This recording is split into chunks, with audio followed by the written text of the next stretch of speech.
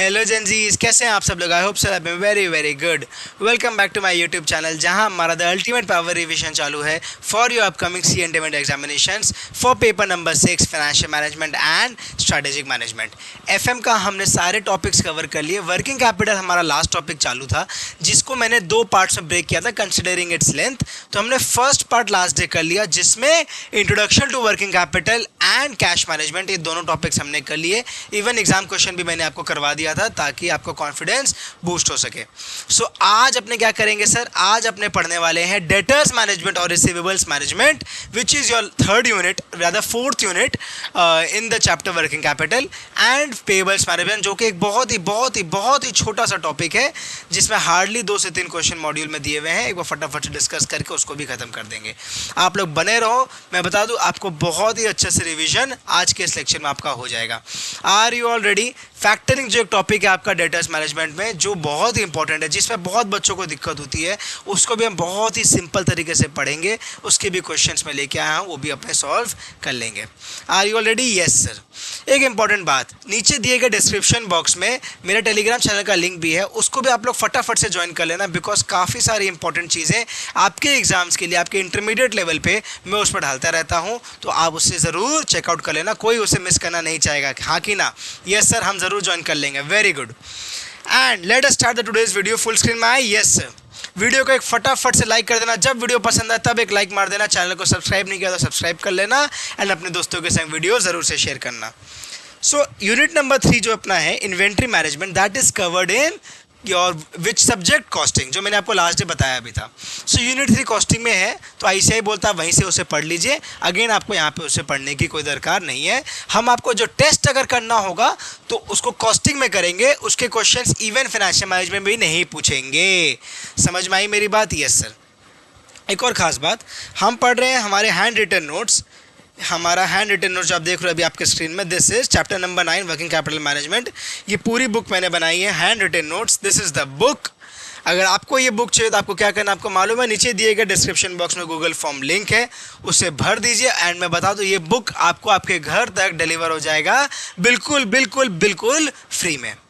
एक और ख़ास बात, अपना एड्रेस, अपना पिन कोड थोड़ा अच्छे से सही से दीजिएगा, बिकॉज हमारी टीम को काफ़ी डिफ़िकल्टी होती है कई बार जब बच्चों के पिन कोड गलत हो जाती हैं या एड्रेस में कुछ मिस्टेक होता है। तो ये हमारा एक रिक्वेस्ट है, ठीक है ना?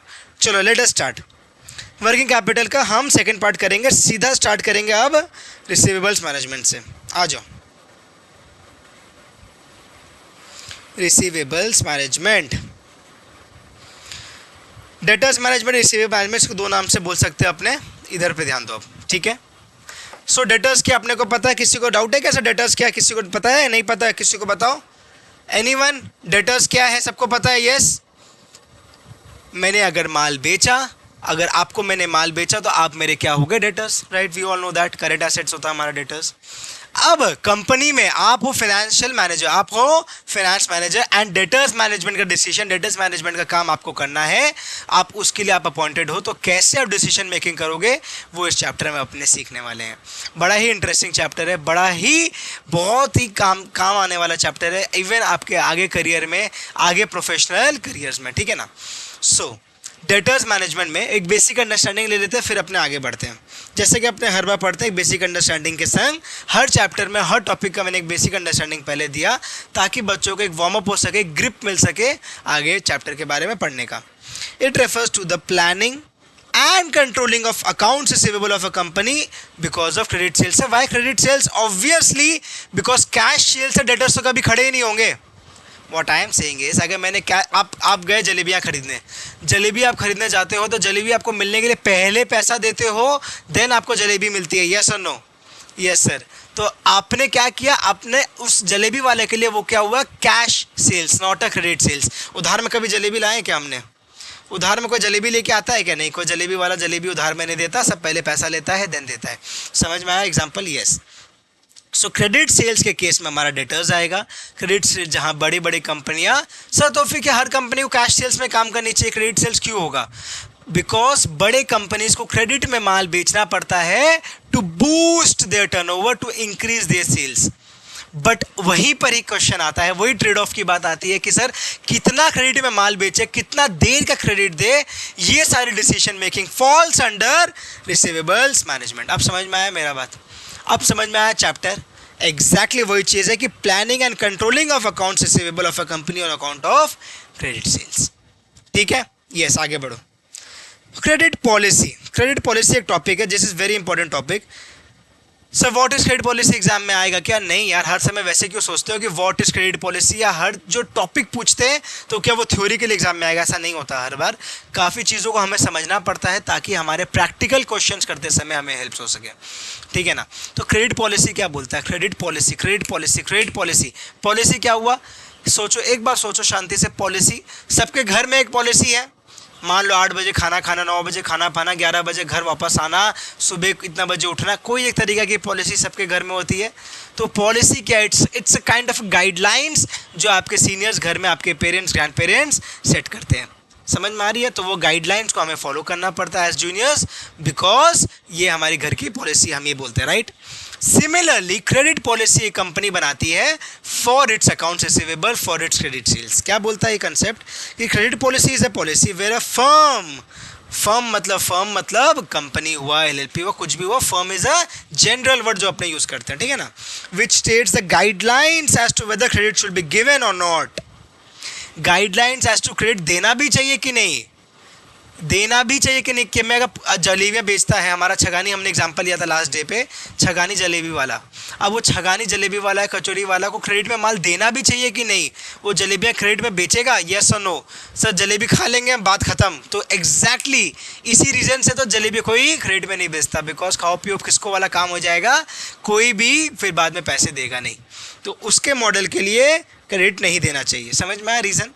बट बड़े बड़े कंपनियां में वो डिसीजन लेना पड़ता है कि हमें कितना क्रेडिट, क्या देना चाहिए, नहीं देना चाहिए, और अगर देना चाहिए if yes then how many days. Sir credit तो दे दिया, लेकिन 10 दिन के लिए दूँ, हफ्ता भर के लिए दूँ, महीना भर के लिए दूँ, फोर्टनाइट के लिए दूँ, वीक के लिए दूँ? कितने सारे क्वेश्चन है, कितने सारे डिसीजन लेने पड़ते हैं। समझ में आई मेरी बात? समझ में आ रही है? अपने जब फ़ोन लेने जाते हैं, मैं गया मोबाइल ख़रीदने, मैं गया ये मोबाइल ख़रीदने, मैं गया मोबाइल ख़रीदने, मैंने ख़रीद ली मोबाइल उधार में, मैंने मोबाइल उधार में ख़रीद ली, उसने मुझे दिया क्रेडिट। अब उसने मुझे क्रेडिट में भी ऑप्शन दिया, मैंने कराया था मोबाइल को फाइनेंस, मालूम है आपको? मैंने मोबाइल कराया था फाइनेंस बैंक से, मैंने लिया था EMI पे। तो अब उसने मुझे ऑप्शन दिया, सर आप 6 मंथ का EMI ले लो, 3 मंथ का EMI ले लो, 12 मंथ का EMI ले लो। तो मैं वहाँ पर आ गया डिसीजन मेकिंग में कि भाई मुझे क्या मेरे लिए बेस्ट होना चाहिए मोबाइल ख़रीदने के लिए, 6 मंथ्स, 3 मंथ्स, 12 मंथ्स। अकॉर्डिंगली मैंने डिसीजन लिया और मैंने मोबाइल खरीद ली। तो अगर मैं एक एज एन इंडिविजुअल अपने मोबाइल के लिए इतना सोचता हूँ, डिसीजन लेता हूँ, तो कंपनी के पर्सपेक्टिव से सोचिए कि इतने बड़े लार्ज करोर्स ऑफ टर्नओवर्स के लिए उन्हें कितना ज़्यादा क्रेडिट में सेल करना पड़ता होगा, और अकॉर्डिंगली डिसीजन लेना पड़ता होगा कि हम कितने दिन का क्रेडिट दें। अच्छा एक बात बताओ, इधर आ जाओ। अपने बात क्या चीज़ का करें? डेटर्स मैनेजमेंट का, right? Debtors management of working capital part 2 में। सो सपोज मैं आपसे कहा क्रेडिट सेल्स, हम क्रेडिट सेल्स का कब से बात किए जा रहे हैं? अगर क्रेडिट सेल्स एक कंपनी कर रही है, अगर कंपनी क्रेडिट में सेल्स कर रही है, तो ज़्यादा क्रेडिट में माल देने से है। अगर मैं इंक्रीजिंग क्रेडिट करता है कंपनी, इंक्रीजिंग क्रेडिट अगर कंपनी करता है, तो सेल्स में उसका क्या इम्पैक्ट होगा? सेल्स में उसका इम्पैक्ट क्या होगा बताओ तो एक बार। क्या पूछ रहा हूँ मैं पूछ रहा हूँ सर कि एक कंपनी है जो कि क्रेडिट में माल बेचती है। अब वो क्या कर रही है कि अपना क्रेडिट डेज मान लो 20 डेज़ की जगह 30 डेज़ करिए, it's increasing its credit days. पहली बात तो इससे आप बताओ कि सेल्स में इम्पैक्ट क्या होगा? सेल्स क्या मेरा बढ़ेगा, घटेगा कि सेम रहेगा? ऑप्शन लिखे फटाफट से। सेम रहेगा, बढ़ेगा या घटेगा?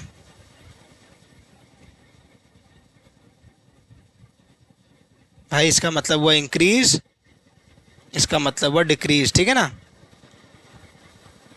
तो ये बताओ क्या होगा सेल्स में इम्पैक्ट? तीनों में से ऑप्शन A, B, C में क्या होगा? फटाफट से कमेंट करके बताओ। Sir option A B C में से क्या इम्पैक्ट होगा? हमारा क्रेडिट बढ़ने से सेल्स इंक्रीज होगा, सेम रहेगा कि घटेगा? बिजनेस पॉइंट ऑफ व्यू से सोचो यार, अपने सब एकदम सीए के बच्चे हैं, बिजनेस समझते हैं, यस और नो? बड़े बड़े कंपनी में ऑडिट करने जाओगे, कंसल्टेंसी देने जाओगे, तो आपको बिजनेस सिंपल धंधा तो आना चाहिए। तो सीधी सी बात है, अगर क्रेडिट बढ़ेगा तो मेरा सेल्स क्या होगा मालूम है? मेरा सेल्स बढ़ेगा, बिकॉज मैं ज़्यादा क्रेडिट में माल बेच रहा हूँ, तो जो मेरा माल खरीद रहा है उसको ज़्यादा टाइम मिल रहा है मुझे पे ऑफ करने का। तो अगर मुझे ज़्यादा टाइम मिल रहा है उसको पे ऑफ करने का, तो वो मुझसे ही माल खरीदेगा, बिकॉज उसको फ़ायदा होगा, उसको अपॉर्चुनिटी कॉस्ट का फ़ायदा होगा, उसको ज़्यादा टाइम तक पैसा होल्ड करने का मौका मिलेगा। समझ में आया? तो जितना ज़्यादा कोई कंपनी क्रेडिट में माल बेचती है उतना ज़्यादा उसका सेल्स इंक्रीज होता है। इसीलिए यहीं पर ही कंपनी को डिसीजन लेना पड़ता है कि भाई मैं कितना ज़्यादा क्रेडिट दूँ, because there is no limit आप क्रेडिट देने का। अरे 30 डेज क्रेडिट दिया, 100 डेज क्रेडिट दिया, 300 डेज क्रेडिट दिया, कितना क्रेडिट दे? कोई लिमिट है इसका? कभी कोई एक बार है, अपर स्टैंडर्ड है? नहीं, ऐसे तो नहीं है। तो एक कंपनी को अपने हिसाब से सेट करना पड़ता है एक थ्रेशोल्ड, एक लिमिट, कि भाई इससे ऊपर मैं क्रेडिट नहीं दूंगा, तो यहाँ तक मैं अपना ऑप्टिमम क्रेडिट पॉलिसी बनाऊंगा, यहीं पर ही क्रेडिट रखूंगा। समझ में आ गई मेरी बात? यस। सो हमने पढ़ा क्रेडिट पॉलिसी क्या होता है। Next, it involves a trade off. Trade off क्या होता है नहीं समझ में आया तो बताता हूँ एक मिनट वापस। Between profit due to additional sales arise because of extension of credit विज़ cost of carrying those debentures, cost of carrying those debtors. Sorry, trade off क्या हुआ? सिंपल सी बात बताओ पहले, ट्रेड ऑफ क्या हुआ? एक बहुत ही कॉमन एग्जांपल ट्रेड ऑफ का, ये सबसे पॉपुलर एग्जांपल है इन्फ्लेशन और अनएम्प्लॉयमेंट का, लेकिन वो भी टेक्निकल हो जाएगा, तो एक बार उसको हटाते हैं ट्रेड ऑफ को। उससे सिंपल एग्जांपल लेते हैं ट्रेड ऑफ का। आपकी रात की नींद और आपकी पढ़ाई, उसका ट्रेड ऑफ लेना है आपको। एक ट्रेड ऑफ लेना पड़ता है कि सर मैं कितना नींद लूं ताकि मैं पढ़ाई ज़्यादा से ज़्यादा कर पाऊँ। मैं 6 घंटा का नींद लूँ तो मैं 12 घंटा पढ़ पाऊँ, कि मैं 8 घंटा का नींद लूँ मैं 10 घंटा पढ़ पाऊँ। तो ये भी क्या एक ट्रेड ऑफ है, एक डिसीजन लेना है, कहीं से एक चीज़ को बढ़ाना, अकॉर्डिंगली दूसरा चीज़ को घटाना। नींद बढ़ेगी तो मेरा क्या घटेगा बताओ तो? पढ़ाई का टाइम। समझ में आया? तो ये भी एक ट्रेड ऑफ है। ट्रेड ऑफ का मतलब आपको समझ में आया इजी टर्म्स में? अब इधर देखो क्या बोलता है, it involves trade off between profit due to additional sales. Sales बढ़ेगा, प्रॉफिट बढ़ेगा, सबको पता है, इसमें कोई दिक्कत की बात नहीं है। तो trade off between profit due to additional sales arise because of extension of credit विज़ cost of carrying those debtors. Debentures बार बार काहे बोल रहे हो? Cost of carrying those debtors. Sir cost of carrying those debtors का मतलब, debtors जो हमारे होते हैं ना, डेटर्स जो हमारे होते हैं उसका भी एक कॉस्ट होता है। वाई? बिकॉज अगर मान लो 100 करोड़ का डेटर एक कंपनी अपने बुक्स में कैरी कर रही है, मतलब 100 करोड़ का उसका कैश जो उसके पास होना चाहिए था वो उससे नहीं मिल रहा, वो एक डेटर्स के वजह से बैलेंस शीट में कैरी हो रहा है, डेटर्स के रूप में कैरी हो रहा है, instead of the hard cash जो कंपनी के पास होना चाहिए। समझ में आया? अब अगर कंपनी के पास वो कैश नहीं है, कैश मतलब बैंक बैलेंस, यार हमेशा कैश मतलब हार्ड कैश, रोकड़ा मत समझ लेना आप लोग। तो कैश मतलब बैंक कैश इक्विवेलेंट तरीके से अपने बात करते हैं। तो अब अगर कंपनी के पास वो कैश नहीं है तो मतलब company is missing out on something. And what is company missing out? It is missing out on the opportunity cost, और it is missing out on the possible investment income, interest income, dividend income. वो सारे खर्चों को, उस सारे income को company miss out कर रही है। दैट इज वाई जो मिस आउट वो कर रही है, जो अपॉर्चुनिटी कॉस्ट उसकी है, वो opportunity cost is nothing but the cost of carrying those debtors. समझ में आया मेरी बात? समझ में आई मेरी बात? तो ट्रेड ऑफ, हमें ट्रेड ऑफ लेना है between profit due to additional sales, या फिर because of extension of credit, या फिर cost of carrying those debtors. क्योंकि मैं जितना ज़्यादा डेटर्स, जितना ज़्यादा क्रेडिट में माल बेचूंगा, जितना ज़्यादा प्रॉफिट कमाऊंगा additional sales, additional credit sales से, उतना ज़्यादा मेरे डेटर्स होंगे, उतना मेरा कॉस्ट बढ़ेगा। तो मुझे अकॉर्डिंगली डिसीजन लेना होगा कि मैं कितना सेल्स तक बढ़ाऊं, मेरा कॉस्ट को मैं कितना तक कैरी करने के लिए रेडी हूं, कितना मैं अपना इन्वेस्टमेंट इनकम को फोरगॉन करने के लिए रेडी हूं, वो डिसीजन मुझे लेना पड़ता है। समझ में आई मेरी बात? समझ में आई मेरी बात? यस और नो में जवाब देंगे हाँ सर। चलो आगे आओ। Factors determining credit policy. Credit policy determine करने के लिए कुछ कुछ फैक्टर्स होते हैं। फटाफट से एक बार बस ब्रॉड हेडिंग पे आप याद रख लोगे ना तो मुझे मालूम है आप एग्जाम में अंदर पे लिख पाओगे। इसलिए मैंने आपके लिए इस तरीके से नोट्स प्रिपेयर किया है कि सारे इंपॉर्टेंट चीज़ों को ना हम ज़रूर से टच अपॉन करके तो बढ़ते रहें, बिकॉज सारे थ्योरी पोर्शन स्पेशली पॉसिबल नहीं अपने लिए याद करना, बिकॉज डेडिकेटेड चैप्टर्स भी हमारे लिए थ्योरी के लिए, चैप्टर 1 एंड चैप्टर 2। उसके अलावा चैप्टर के बीच से भी आईसीआई थ्योरी पूछता है बहुत बार। इवन लास्ट एग्जाम में आपका 2 नंबर का थ्योरी तो प्रैक्टिकल पोर्शन में भी पूछ लिया था। 8 नंबर का प्रैक्टिकल दे के 2 नंबर का एंजल फाइनेंसिंग वगैरह का क्वेश्चन कुछ पूछ लिया 2 नंबर का, जो कि प्रैक्टिकल पोर्शन में भी डाल दिया, तो हम 100% थ्योरी नेगलेक्ट तो नहीं कर सकते। 4 नंबर का question, factor determining credit policy क्यों नहीं बन सकता? बन सकता है, यस। आ जाओ। Credit effect on sales volume, credit effect on sales volume, factors determining credit policy. Factors का दूसरा अपने क्या बोलते हैं? डिटर्मिनेंट्स। डिटर्मिनेंट्स ही वर्ड यूज हो सकता है, ठीक है ना। क्या फैक्टर्स है जिससे हमारा क्रेडिट पॉलिसी डिटरमाइन होता है? ठीक है, सिंपल सी बात। Credit effect on sales volume, हमारा सेल्स वॉल्यूम क्या होगा? बढ़ता चला जाएगा because of increase of credit and vice versa. Accordingly आपको ये चीज़ समझना है, एग्जाम में सेम टू सेम इस चीज़ को अपने वर्ड्स में लिख के आ जाना, काम बन जाएगा। ये ब्रॉड हेड बस सही लिख देना। ये 4 जो हेडिंग्स है ना, ये 4 हेडिंग्स सही लिखना है। अंदर का जो हम आपको समझा रहे हैं अपने वर्ड्स में लिख दोगे, आपका काम बन जाएगा। Credit terms and discount, credit terms and discount आप क्या देते हो, accordingly that is also important in determining the credit policy, कि मैं क्रेडिट टर्म्स क्या देता हूँ। नेक्स्ट इधर पे अपने सीख रहे क्रेडिट टर्म्स, देखो नेक्स्ट टॉपिक क्रेडिट टर्म्स मैंने लगा दिया यहाँ पे आपके साथ, तो यहाँ पे ना डिटेल में एक बार डिस्कस करा देंगे आपको।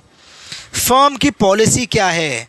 एक फर्म की ओवरऑल पॉलिसी होती है एंड उसके नीचे आता है क्या बताओ? तो उसके नीचे आता है हमारा क्रेडिट पॉलिसी, तो वो भी हमें समझने की दरकार है कि फर्म की पॉलिसी क्या है, फर्म क्या बोलता है, फर्म का क्या स्टैंड है हमारा क्रेडिट पॉलिसी को लेके, ठीक है। Paying habits of customers, customers की पेइंग हैबिट्स क्या है उसे भी कंसिडर करना पड़ता है, बिकॉज बहुत सारे मार्केट्स में बहुत सारी इंडस्ट्रीज है जिसमें एग्जांपल जलेबी की दुकान, जलेबी की दुकान में जो कस्टमर, अगर मैं कस्टमर हूँ तो मेरा पेइंग हैबिट यही है कि मैं कैश देकर जलेबी लेके आता हूँ। मेरी पेइंग हैबिट ऐसी नहीं है कि मैं उधार में जलेबी लेने का सोचता हूँ। लेकिन वही मैंने आपको जो एग्जांपल दिया, मैं जब फ़ोन लेने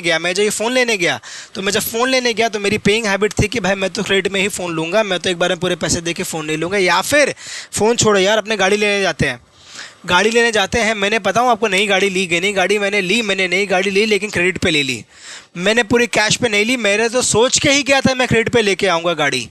वाई? बिकॉज मेरी पेइंग हैबिट ही वही है कि गाड़ियों में तो हम क्रेडिट में लेते हैं।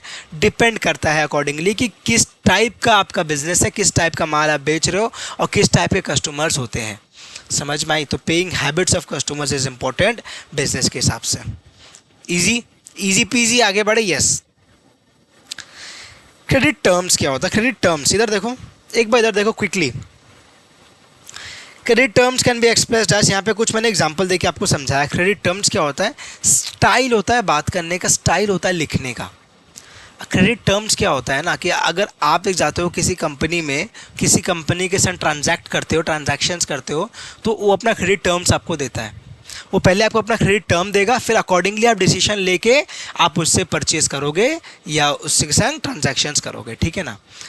ना जो क्रेडिट टर्म्स वो आपको देता है ना, वो एक स्टाइल में लिख के देता है। वो स्टाइल क्या है? वो ये है 3/50 net 60 is an example, arbitrary example है ये बस, ठीक है ना। इस स्टाइल में लिखेगा ना, मतलब नंबर्स कुछ और हो सकते हैं, लेकिन ये यहाँ पे ब्रैकेट हाई क्या बोलते हैं इसको, स्लैश देना, नेट लिखना, ये स्टाइल सेम रहेगा, ठीक है। 3/50 नेट 60 का स्टाइल में आपको क्रेडिट टर्म्स मिला। इसका मतलब क्या हुआ? यहाँ पे ध्यान से देखो, एक बार यहाँ पे देखो, पहले इस सर्कल में देखो बस, ठीक है। इस सर्कल में देखो एक बार, 3/15 मतलब 15 डेज में अगर आपने पेमेंट की, आपने क्रेडिट में माल खरीदा, लेकिन 15 दिन में अगर आपने पेमेंट दिया तो 3% का ना आपको डिस्काउंट मिल जाएगा, 3% का आपको ट्रेड डिस्काउंट मिल जाएगा। लेकिन अगर आपने 15 दिन में पेमेंट नहीं दिया तो आपको 60 डेज नेट 60 डेज में तो पेमेंट देना ही है विदाउट डिस्काउंट। मैंने क्या बोला? मैंने आपको बोला कि आपने कहे, दूसरा एग्जांपल ले, दूसरा 2/10 नेट 45, क्या मतलब हुआ इसका? इसका मतलब रेड से लिखें, 2% discount when paid within 10 days, हम लिख के आपको रिवाइज करा रहे हैं, आप देख रहे हो? Yes sir. Next, or else the customer has to pay within 45 days, और else the customer has to pay within 45 days. समझ में आई मेरी बात? क्या बोला मैंने बोला कि 2% डिस्काउंट मिलेगा, ट्रेड डिस्काउंट मिलेगा अगर आपने 10 डेज में आप पेमेंट के 10 लिखना भूल गए क्या? हम विद इन 10 डेज में पेमेंट करते हो तो विद इन 10 डेज में करते हो, नहीं तो आप एज अ कस्टमर को पे करना है within 45 days without any discount. You must has to pay, you have to pay within 45 days. समझ में आ गई? Yes. It means that if the customer makes a payment within 15 days, then he will get trade discount of 3% because यहाँ पे ये example था, और else he must make payment within 60 days but without any discount। समझ में आई? ये style है, ये मैं बता दूँ एग्जाम में आपको ये स्टाइल में ही लिख के देगा। आपको सिंपल वर्ड्स में, कंप्लीट वर्ड्स में लिख के नहीं देगा, इस स्टाइल में ही लिख के देगा। तो आपको समझ में आना पड़ेगा इसका मतलब, अकॉर्डिंगली आप तभी सम्स को अपने सही से सॉल्व कर पाओगे। ठीक है, आगे बढ़ते हैं।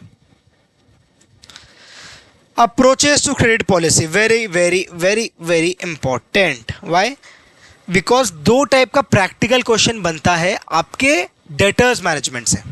क्या बोला मैंने बोला सर 2 टाइप के प्रैक्टिकल क्वेश्चन बनते हैं, 2 टाइप के प्रैक्टिकल क्वेश्चन बनेंगे आपके डेटर्स मैनेजमेंट से। First is the approaches to evaluation of credit policy, जिसमें टोटल अप्रोच, ये जो चीज़, ये टेबल देख रहे हो मैं बताऊंगा आपको 2 मिनट, बड़ा सिंपल है, देखने में शायद कॉम्प्लेक्स से भयानक लग रहा होगा। ये वाला एक टेबल, इंक्रीमेंटल अप्रोच, 2 अप्रोच है इस कंसेप्ट पे। हाँ, अलग अलग कंसेप्ट नहीं है इस कंसेप्ट में, 2 अप्रोच है, एक टोटल अप्रोच, एक इंक्रीमेंटल अप्रोच। ये एक प्रैक्टिकल क्वेश्चन।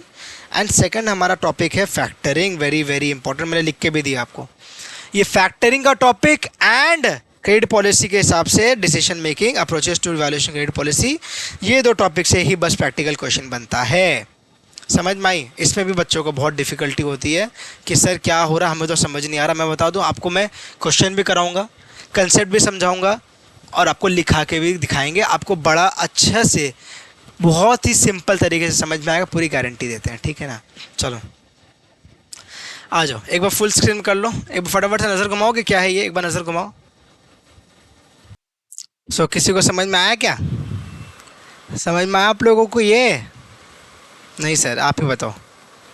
सो मेरी बात सुनो ध्यान से, एकदम ध्यान से हमारी बात सुनो, फटाफट से बताते हैं क्या है। क्रेडिट पॉलिसी का 2 अप्रोच आपके इंस्टीट्यूट के मटेरियल में दिया हुआ है। One is your total approach, second is the incremental approach. क्या बोलता है दोनों अप्रोचेस, मैं बताता हूँ फटाफट से। क्वेश्चन आपको देगा, यह कंसेप्ट आपको क्या बोलता है कि एक एग्जिस्टिंग क्रेडिट पॉलिसी हर कंपनी में होती है। हर कंपनी में एक एग्जिस्टिंग क्रेडिट पॉलिसी तो है ही। सपोज़ मेरी ये कंपनी है, मेरी कंपनी में मैं क्या करता हूँ, ये मोबाइल फ़ोन या फिर एक काम करते, रुको, कैलकुलेटर बनाने की कंपनी है हमारी।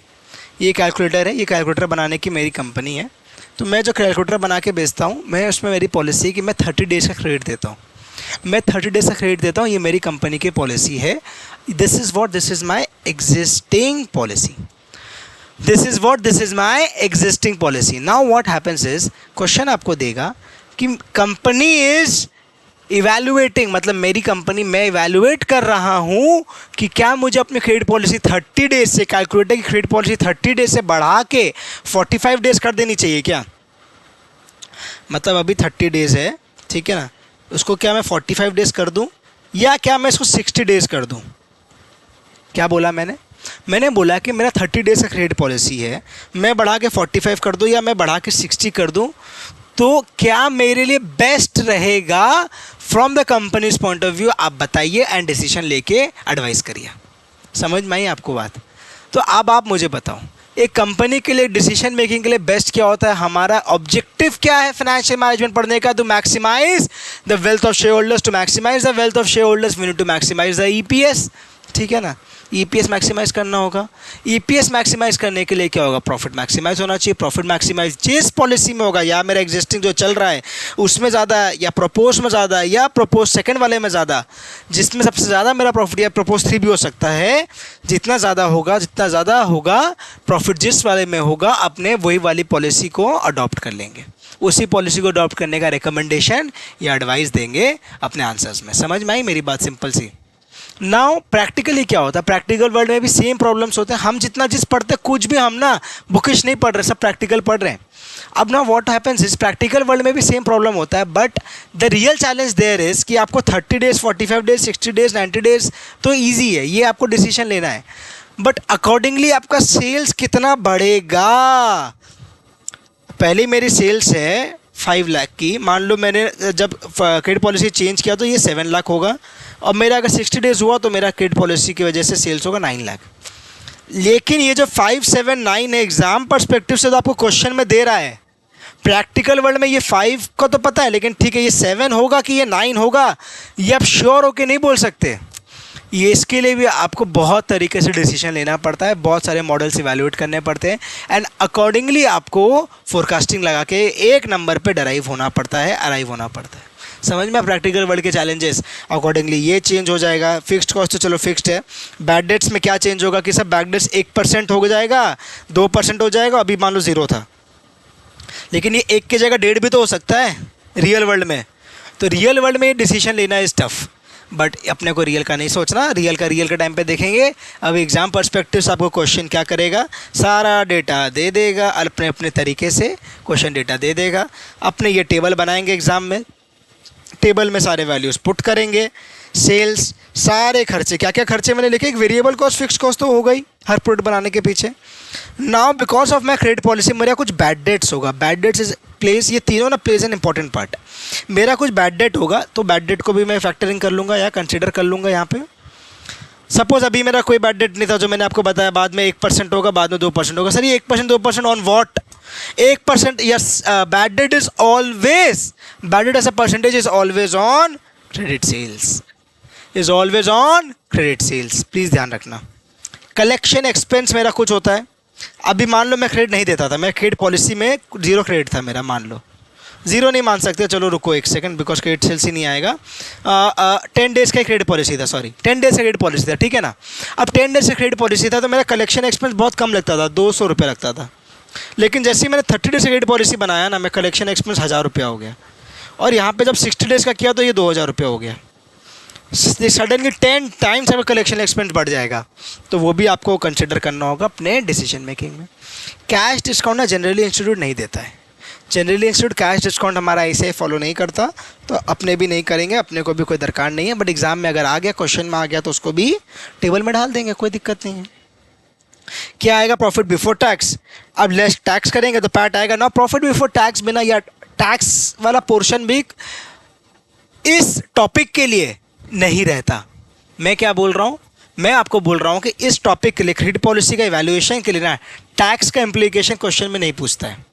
क्वेश्चन में आपको क्या करना होगा, सीधा यहाँ तक प्रॉफिट निकालना होगा, उसके बाद ये अपॉर्चुनिटी कॉस्ट माइनस करना होगा। दिस इज़ इंपॉर्टेंट, मैं आपको समझाता हूँ ये 1 सेकंड में, और आपको आ जाएगा आपका नेट बेनिफिट। समझ में आई मेरी बात? क्या बोला मैंने, वापस बोलूँ? मैंने आपसे कहा सर हम स्टार्ट करेंगे सेल्स से, कि मेरी एग्जिस्टिंग पॉलिसी के हिसाब से क्या सेल्स होगा, क्रेडिट सेल्स, हाँ credit sales, credit sales. Second proposed policy के हिसाब से क्या credit sales, and proposed second policy के हिसाब से मेरा क्या क्रेडिट सेल्स। अकॉर्डिंगली सारे खर्चों को माइनस करूंगा मैं, प्रॉफिट बिफोर टैक्स पे आऊँगा। अगर टैक्स दिया हुआ है क्वेश्चन में तो I will reduce, I will less tax, no worries. But मैं बता दूँ क्वेश्चन में आपको टैक्स नहीं मिलता, तो आपका सीधा पैट आ जाएगा। पैट नहीं बोलेंगे, प्रॉफिट यूज़ करना है एग्जाम में, प्रॉफिट यूज़ कर लेना एग्जाम में, कोई दिक्कत नहीं है। प्रॉफिट के बाद लेस करना ये अपॉर्चुनिटी कॉस्ट, तो आपको मिलेगा नेट बेनिफिट। मैंने यहाँ पे कैसे लिखा, A minus B, this is B, और A क्या था हमारा, कैलकुलेशन ऑफ पैट।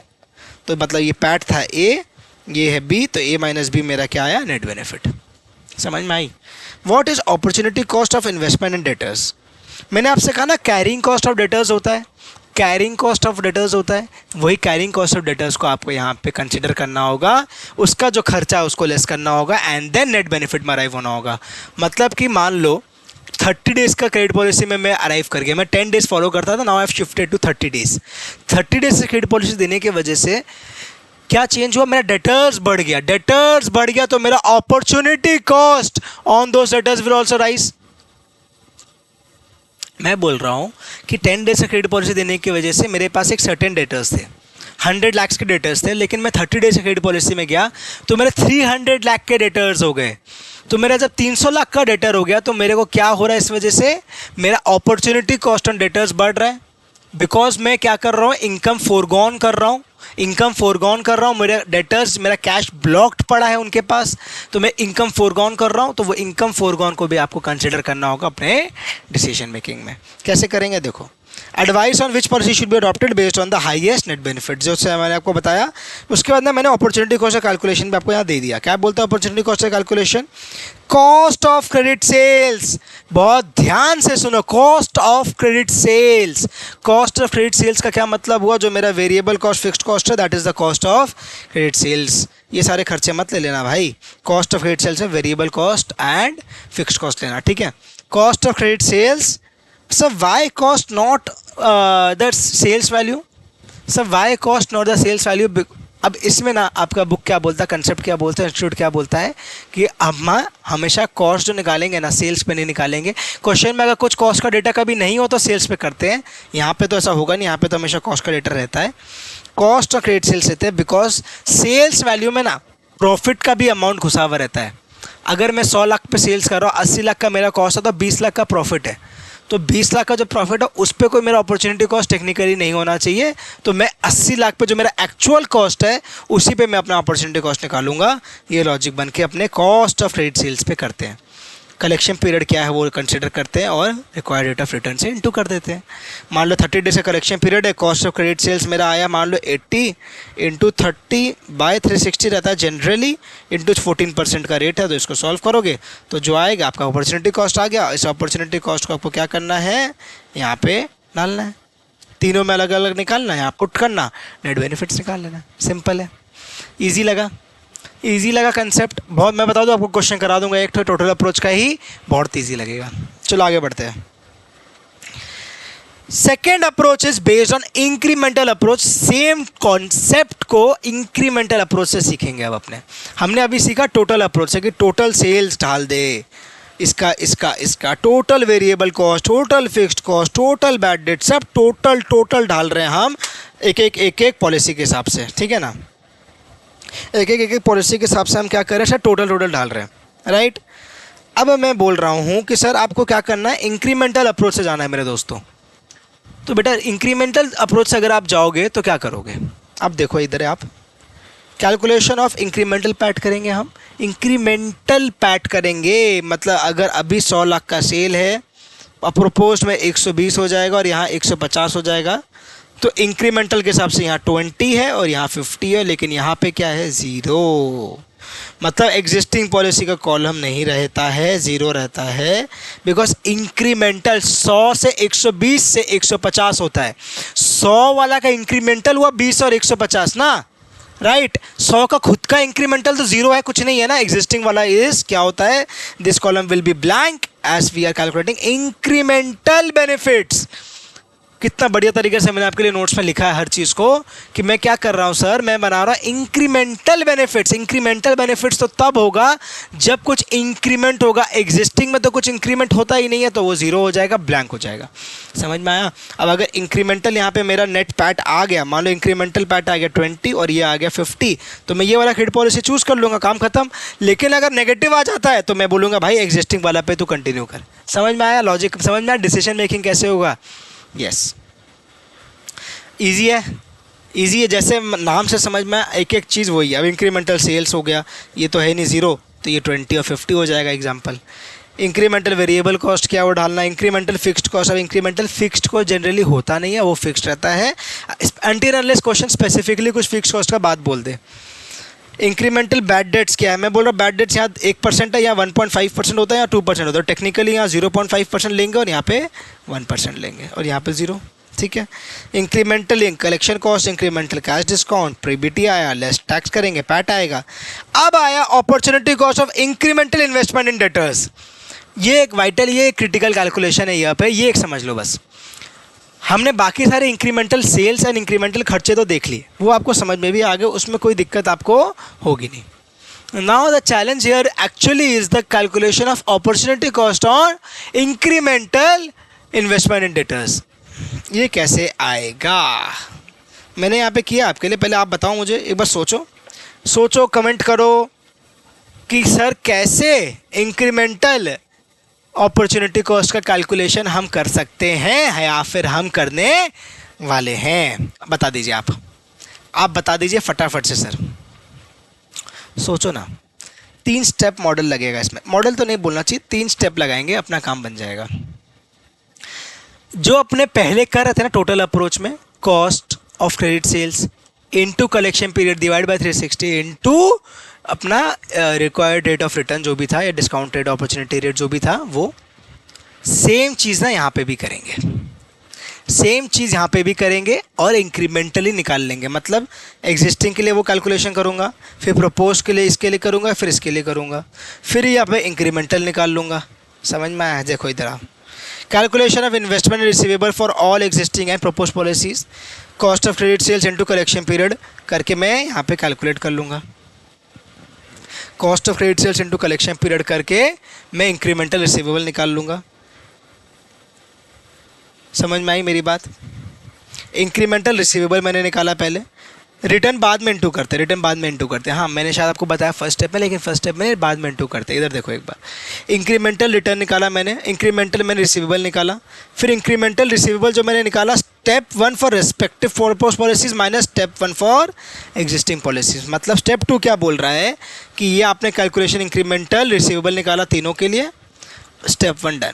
स्टेप 2 बोलता है कि भाई आप ये माइनस ये और ये माइनस ये कर लो, ठीक है। और अब स्टेप 3 बोलता है कि जो स्टेप 2 करके आपका आया, माइनस करके आया, मतलब कि इधर देखो एक बार, अब मतलब ये आया था 20, ये आया 50, ये आया 70, तो माइनस करके आपका क्या आया, मतलब ये स्टेप 1, ये स्टेप 1। स्टेप 2 में क्या आया, ये तो हट गया 0, ये आया 30, ये आया 50। अब स्टेप 3 क्या बोल रहा है, स्टेप 3 बोल रहा है सर 30 पे अब रिटर्न इंटू कर दो, required rate of return into कर दो, 50 पे रिटर्न इंटू कर दो। Calculation of opportunity cost of incremental investment. समझ में आई मेरी बात? समझ में आया? हाँ या ना में जवाब दो।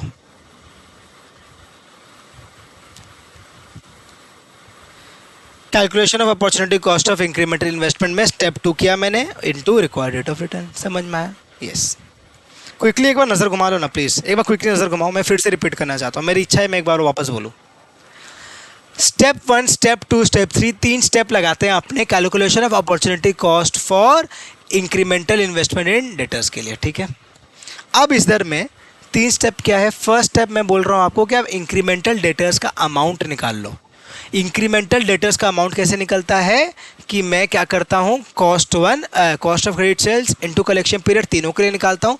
फिर स्टेप 2 में मैं बोलता हूँ आपको इंक्रीमेंटल डेटर्स निकाल लो, मतलब step 1 for all propose policies minus step 1 for the existing policies.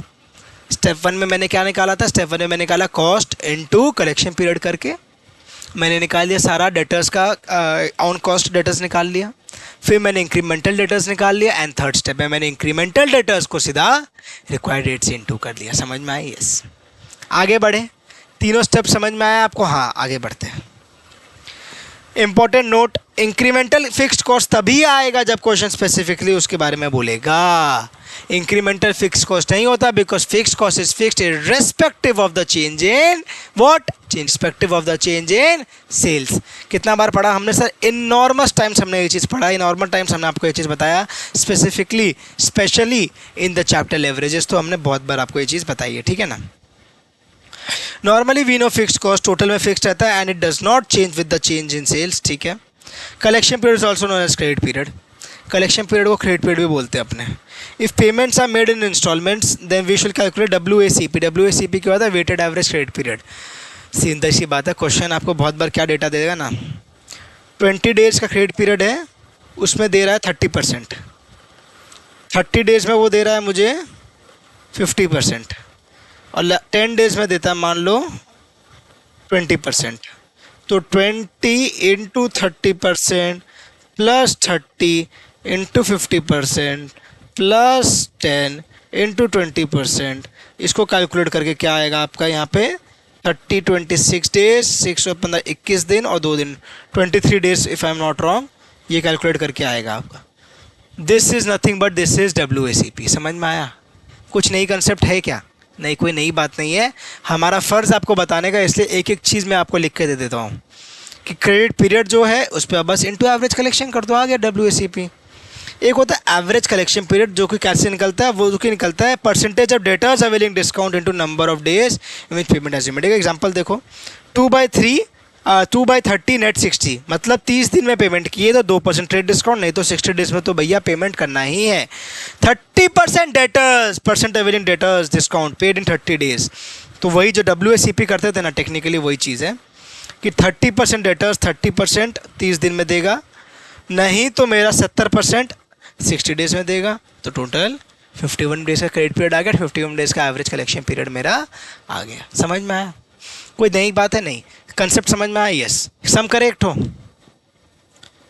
एक छोटा सा रूल ऑफ टैक्सेशन दिखा देते फटाफट से। Interest is a pre tax expense. क्यों बोलता हूँ मैं, बताऊँ आपको क्यों। क्वेश्चन आपको ना इंटरेस्ट की जगह बहुत बार देगा केडी देगा 7%, इंटरेस्ट देगा 30%।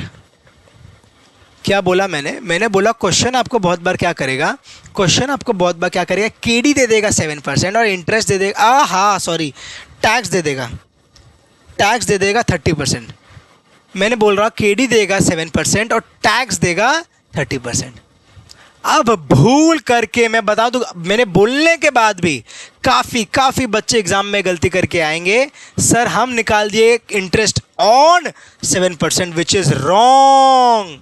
इंटरेस्ट कैसे आएगा, इंटरेस्ट का रेट आएगा सर 10%। समझ में आई?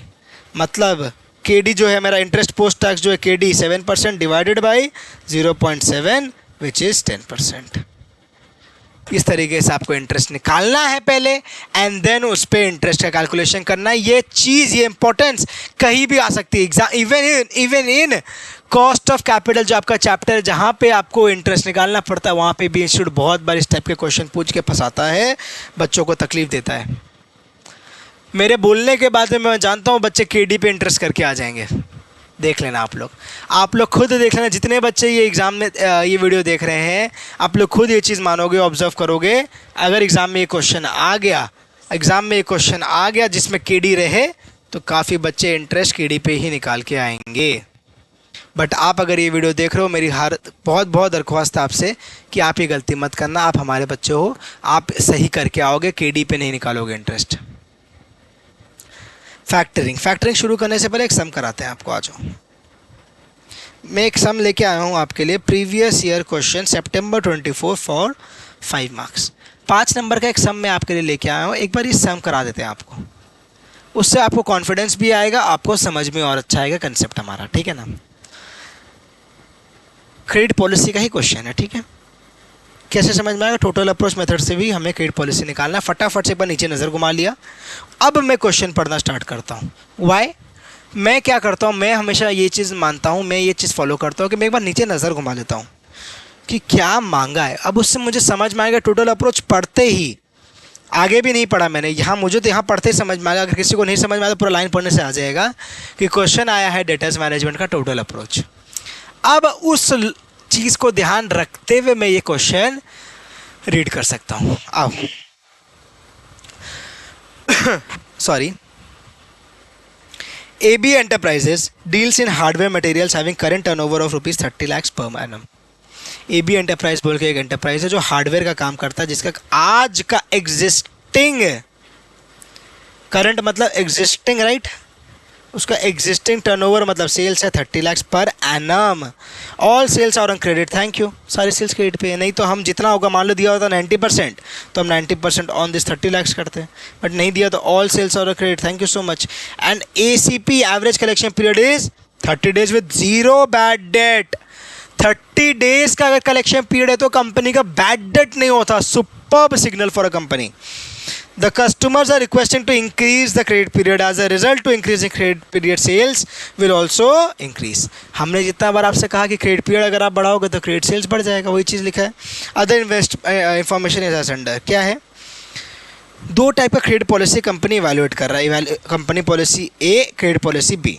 क्या होगा, इंक्रीजिंग कलेक्शन डेज 15 दिन से और 30 दिन से इंक्रीज़ कर जाएगा। क्या बोला मैंने, 15 दिन से और 30 दिन से कलेक्शन डेज मेरा इंक्रीज़ कर जाएगा। सेल्स मेरा इंक्रीज़ कर जाएगा 3 लाख से 5 लाख से। बैड डेट्स मेरा 1% और 3.5% हो जाएगा, ठीक है। सेलिंग प्राइस दिया हुआ 100 पर यूनिट, वेरिएबल कॉस्ट आधा दिया, उसका फिक्स्ड कॉस्ट दिया 5 लाख, ठीक है। Required rate of return on additional investment is 20%। 20% का एडिशनल रिटर्न कहाँ यूज आएगा? Required rate of return on additional investment is 20% use आएगा on calculation of opportunity cost. समझ में आई? अब yes. Creditors for variable costs are ready to give 15 days extra credit for the additional cost incurred. Assume a 360 days period. Creditors for variable cost के जो creditors होंगे ना, वो मेरे को 15 दिन का एक्स्ट्रा पीरियड देंगे। इससे क्या होगा? मेरा फ़ायदा होगा। अपॉर्चुनिटी कॉस्ट मेरा नुकसान होता है, लेकिन ये मेरा फ़ायदा होता है। ठीक है, बस ख़त्म। आपको क्या बोला है? Present and propose policy using total approach and recommend the policy. बस ख़त्म, इतनी सी बात है, सिर्फ इतनी सी बात है। करेंगे कौन? करेंगे आप। आइए आपको देते हैं फुल स्क्रीन, आपको देते हैं हम फुल स्क्रीन। लो, फुल स्क्रीन ले लो।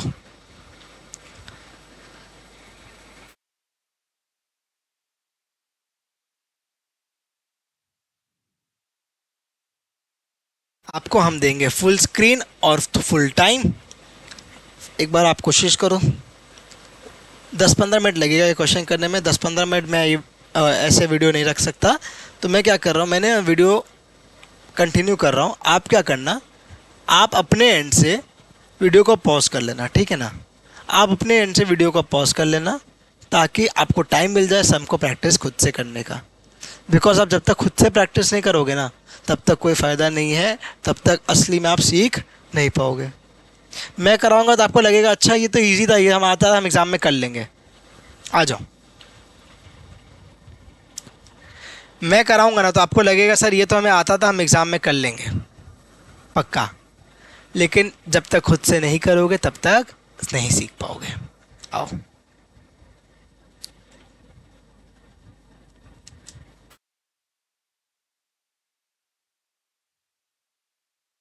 शुरू करें टेबल बना के हमारा इवैल्यूएशन ऑफ ट्रेड पॉलिसी। थोड़ा फास्ट जाए, जहाँ ज़रूरत होगा स्लो कर लेंगे। ऑन टोटल अप्रोच,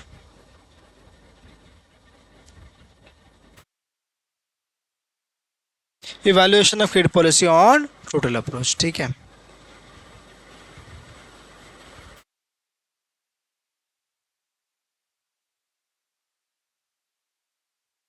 आ जाओ।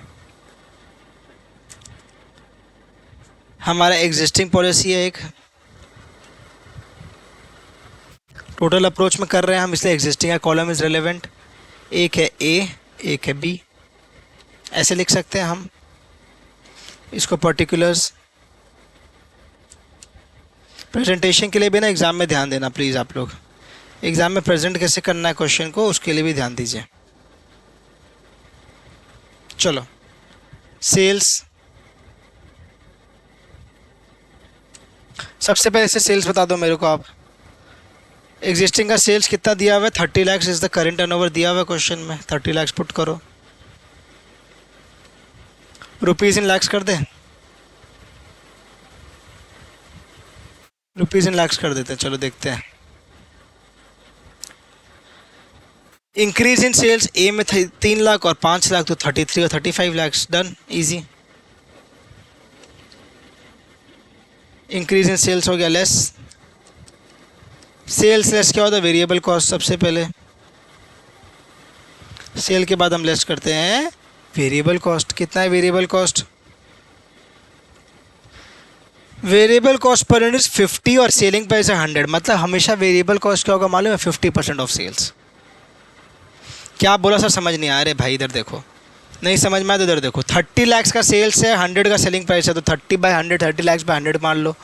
कैलकुलेटर लेके बैठे हो, एफएम पढ़ने बैठे हैं हम। 30 लाख डिवाइड बाय 100 किया तो 30,000 का यूनिट्स आया, तो 30,000 इंटू 50 मारोगे वेरिएबल कॉस्ट के लिए, तो आ गया 15 लाख। आया 15 लाख। यस, समझ में आया क्या बोल रहा हूँ मैं? 50% क्यों होगा? हमेशा आधा होगा, तो आधा आधा लगा लो। 15, ये हो गया 16.5, ये हो गया 17.5। कैलकुलेशन मिस्टेक हो जाए तो माफ़ कर देना भाई। Less fixed cost, fixed cost क्या होगा बता दीजिए। फिक्स्ड कॉस्ट होगा 5 lakh. Fixed cost is fixed, कोई इन्फॉर्मेशन दिया नहीं है चेंज के बारे में भी, तो तीनों जगह 5 लाख। अब लेस क्या करें, less bad debt. Less bad debt, पहला केस में था 0 बैड डेट्स, तो यहाँ 0। सेकंड केस में बैड डेट्स कितना बोल रहा है, 1% और 3.5%। तो 1% मतलब 33 लाख का 1% कितना हुआ, 33,000 हुआ ना। अब अपने कर रहे हैं रुपीज़ इन लैक्स में, तो 0.33 हो गया। ये हो गया 35 का 3.5%। 35 का 3.5%, 1.225। ठीक है, यहाँ तक ठीक है। बैड डेट्स लेस किया हमने, लेस करो अब नेक्स्ट। नेक्स्ट क्या लेस होगा, कलेक्शन एक्सपेंस कुछ है क्या क्वेश्चन में? कलेक्शन एक्सपेंस के बारे में, increasing collection period, increase in sales, variable working कुछ नहीं है, तो लेस अपॉर्चुनिटी कॉस्ट कर सकते हैं। लेस अपॉर्चुनिटी कॉस्ट कर सकते हैं।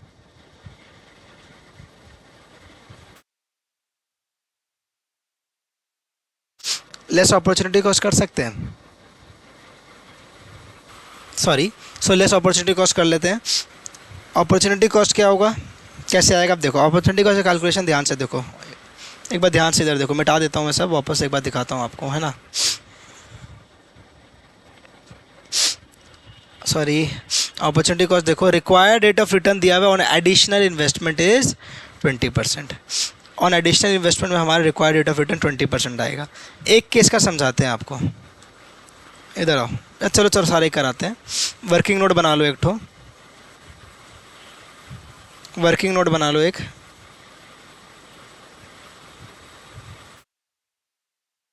Calculation of opportunity cost, calculation of opportunity cost को नोट बना लीजिए। एग्जिस्टिंग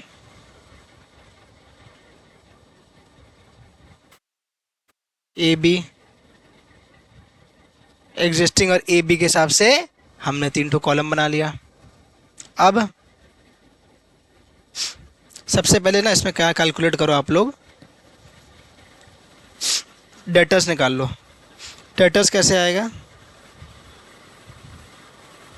डेटर्स कैसे आएगा, क्रेडिट सेल्स दिया हुआ था 30 लाख, ये है 360 डेज़ के लिए, तो मेरा फॉर 30 डेज़ होगा पहला का कितना,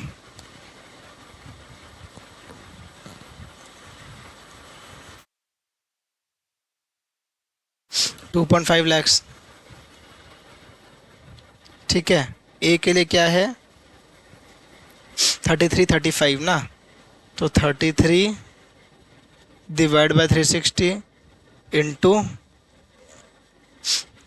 45, और यहाँ पे 15 से बढ़ जाएगा, 15 यहाँ पे बढ़ेगा मतलब 45 डेज़, और ये हो गया 35 डिवाइड बाय 360 इंटू 60। समझ में आ रहा है क्या कर रहे हैं हम? मैं बताऊं आपको वापस, देखो मैं डेटर्स निकाल, डेटर्स निकालना हमें आता है। हमने डेटर्स का फॉर्मूला कहाँ सीखा था, सबसे पहले रेशियो एनालिसिस में हमने डेटर्स सीखा है। वर्किंग कैपिटल मैनेजमेंट याद करो, जो हमारा यूनिट 1 है उसको याद करो। हमने सीखा था कि डेटर्स टर्नओवर रेशियो होता है क्रेडिट सेल्स बाय डेटर्स। ठीक है, डेटर्स क्या हुआ, credit sales by turnover ratio. Turnover ratio अब क्या होता है, 360 डिवाइडेड बाय कलेक्शन डेज। तो अब कलेक्शन डेज इधर गया, तो कलेक्शन डेज हुआ 360 डिवाइड बाय टर्नओवर रेशियो, तो उसको आप पुट करोगे फॉर्मूला में तो हमारा आ जाएगा। समझ में आया? वर्किंग कैपिटल याद किया तो हमारा 30 लाख का सेल्स, तो 2.5 लाख का डेटर्स 30 दिन में करोगे मतलब 12 बार, तो 2.5 लाख इंटू 12 इज 30 लाख का डेटर्स। मतलब 12 बार मेरा डेटर्स पूरा साल में मुझे पेमेंट करता है। 12 बार में डेटर्स का एक साल में 12 बार चर्निंग करता हूँ डेटर्स का, मतलब मैं माल बना के बेचता हूँ, उससे पैसा ले भी लेता हूँ। ऐसा साल में 30 दिन में कर लेता हूँ, 12 बार कर लेता हूँ। समझ गया आप? समझ गया आपने? यस। सेकंड केस का निकालो, डेटर्स 33/360। क्यों निकाल रहे डेटर्स? अरे हमने काम आएगा ना हमारा कैलकुलेशन में। सर हम कैलकुलेशन में काम करेंगे तो 4.125, 4.125 35/360 इंटू 60 5.833, 5.833। ठीक है ना, डेटर्स हमने निकाल लिया, डेटर्स हमने निकाल लिया।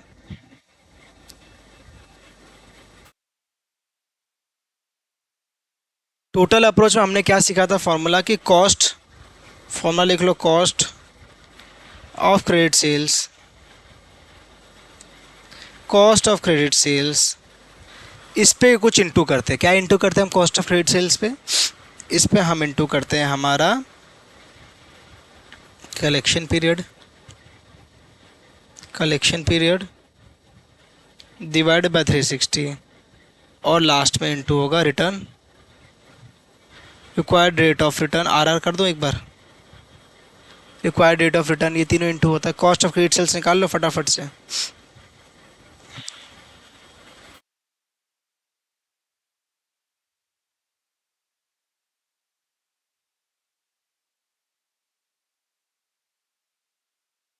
कॉस्ट ऑफ क्रेडिट सेल्स निकाल लो। Variable cost plus fixed cost को कॉस्ट लेते हैं अपने हमेशा, तो 15 + 5 20 इंटू 30/360 इंटू 20%। कहाँ से आया सर 20%? इधर देखो आप, 20% ये आप कैलकुलेट करोगे तो आएगा 0.3333।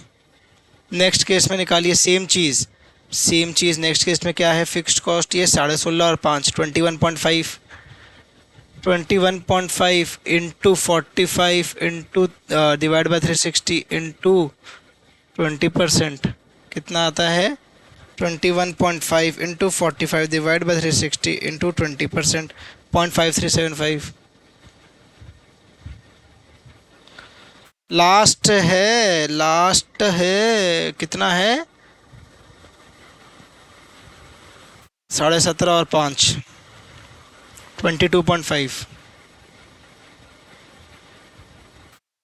Into 60/360 into 20%। निकाल लो, इसको भी कैलकुलेट करो, तो 22.5 into 60 divide by 360 into 20%।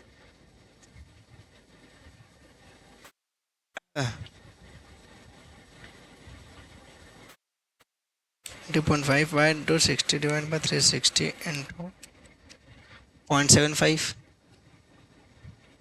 Done. एक चीज क्वेश्चन और बोला था, याद करो, क्रेडिटर से ना हमें कुछ फ़ायदा हो रहा था हमारे इंक्रीज इन वेरिएबल कॉस्ट का, तो फ़ायदा को भी हमें कंसिडर करना है। तो फर्स्ट केस में ना सेविंग्स फ्रॉम क्रेडिटर्स भी निकाल लो इधर ही, savings from creditors. First case में क्या होगा, ज़ीरो होगा, कोई कुछ इंक्रीज़ का कुछ है ही नहीं, यहाँ पे तो ज़ीरो होगा। सेकंड केस में हमारा इंक्रीज़ ऑफ वेरिएबल कॉस्ट कितना, देखो इंक्रीज़ इन वेरिएबल कॉस्ट कितना है, 1.5 लाख का इंक्रीज़ है, यहाँ से यहाँ पे 1.5 का, और यहाँ से यहाँ पे हमारा है 2.5 का। तो 1.5 पे निकाल लो फटाफट से, तो 1.5 इंटू क्या बोला था, और कुछ बोला था क्या, 15 दिन का एक्स्ट्रा दे रहा है, 15 दिन के हिसाब से निकाल लो 20%। क्या रेट पे निकलेगा sir 20%, which is the additional rate of return of the company, into 15/360 into 20%, कितना आएगा 1.5 into 15 divided by 360 into 20%, 0.0125, 0.0125। Last वाला आएगा 2.5 इंटू 15/360 इंटू 20%, कितना आया सर हमारा लास्ट वाला 2.5 इंटू 15 डिवाइडेड बाई 360 इंटू 20%, 0.0208, 0.0208 हमने रुपीज़ इन लैक्स के ऐसे थोड़ा डेसिमल्स बेसी आ रहा है, समझ रहे हो ना आप लोग, समझ में आ रही है मेरी बात। रुपीज़ इन लैक्स के ऐसे डेसिमल्स बेसी आ रहा है, घबराने की कोई बात नहीं है, हम लास्ट में सारा सुधार लेंगे। आ जाओ, अब इसको दो तरीके से कर सकते हो, मतलब पहले या तो मैं अपॉर्चुनिटी कॉस्ट प्लॉट कर दूँ नेगेटिव, रिड्यूस करा दूँ, और फिर मैं ऐड कर दूँ ये फ़ायदा को, ठीक है, या तो मैं यहीं पर ही नेट कर दूँ दोनों को, और एक जो सिंगल अमाउंट आएगा, एक जो सिंगल अमाउंट आएगा यहाँ पे, उस अमाउंट को ऊपर ले जाओ ऊपर के टेबल में, और जो अपॉर्चुनिटी कॉस्ट है उसमें वो सिंगल अमाउंट यूज़ कर लो। जैसे भी आपको करना हो आप कर सकते हो। मैं चाहता हूँ नेट करके ही जाना, मैं चाहता हूँ नेट करके जाना। आप सिंगल सिंगल भी ले जा सकते हो अमाउंट ऊपर। मतलब पहले को आप क्या करोगे, अपॉर्चुनिटी कॉस्ट में आप पुट करोगे 0.33 वाला फिगर, फिर यहाँ ऐड करोगे सेविंग्स फ्रॉम क्रेडिटर्स बोल के, और यहाँ पे ज़ीरो है। दूसरा केस में 0.5375 था, यहाँ पे 0.0 जो भी कुछ था उस तरीके से यहाँ करोगे, यहाँ लेस होगा और ये सारे आपके ऐड हो जाएंगे, और फिर आप यहाँ पे नेट करके फिगर दिखाओगे। मैं बोल रहा इधर ही नेट करके ले जाता हूँ, फिर ऊपर ले जाऊँगा डायरेक्टली, जैसे जिसकी इच्छा।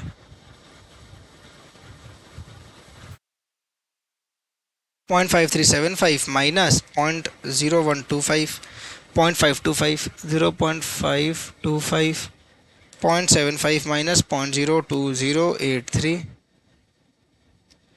0.72917, 0.72917। इसको नेट अपॉर्चुनिटी कॉस्ट बोल सकता हूँ मैं, यस बोल सकते हैं। ये टेबल बहुत इंपॉर्टेंट है, ये टेबल एग्जाम में देना। हाँ,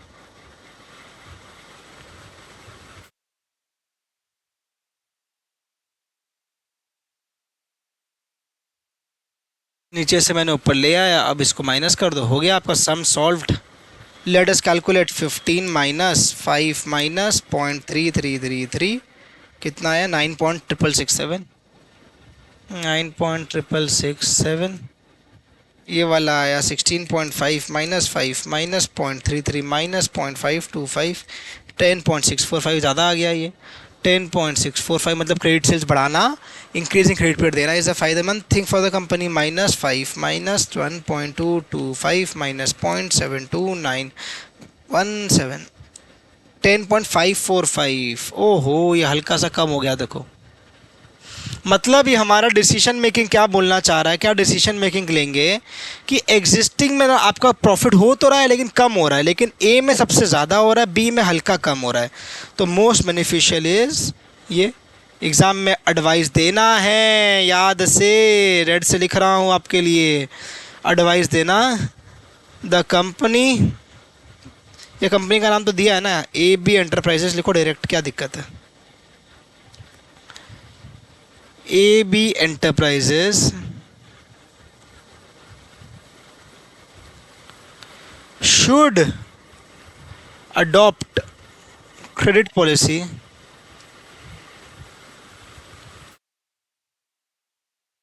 A as this results in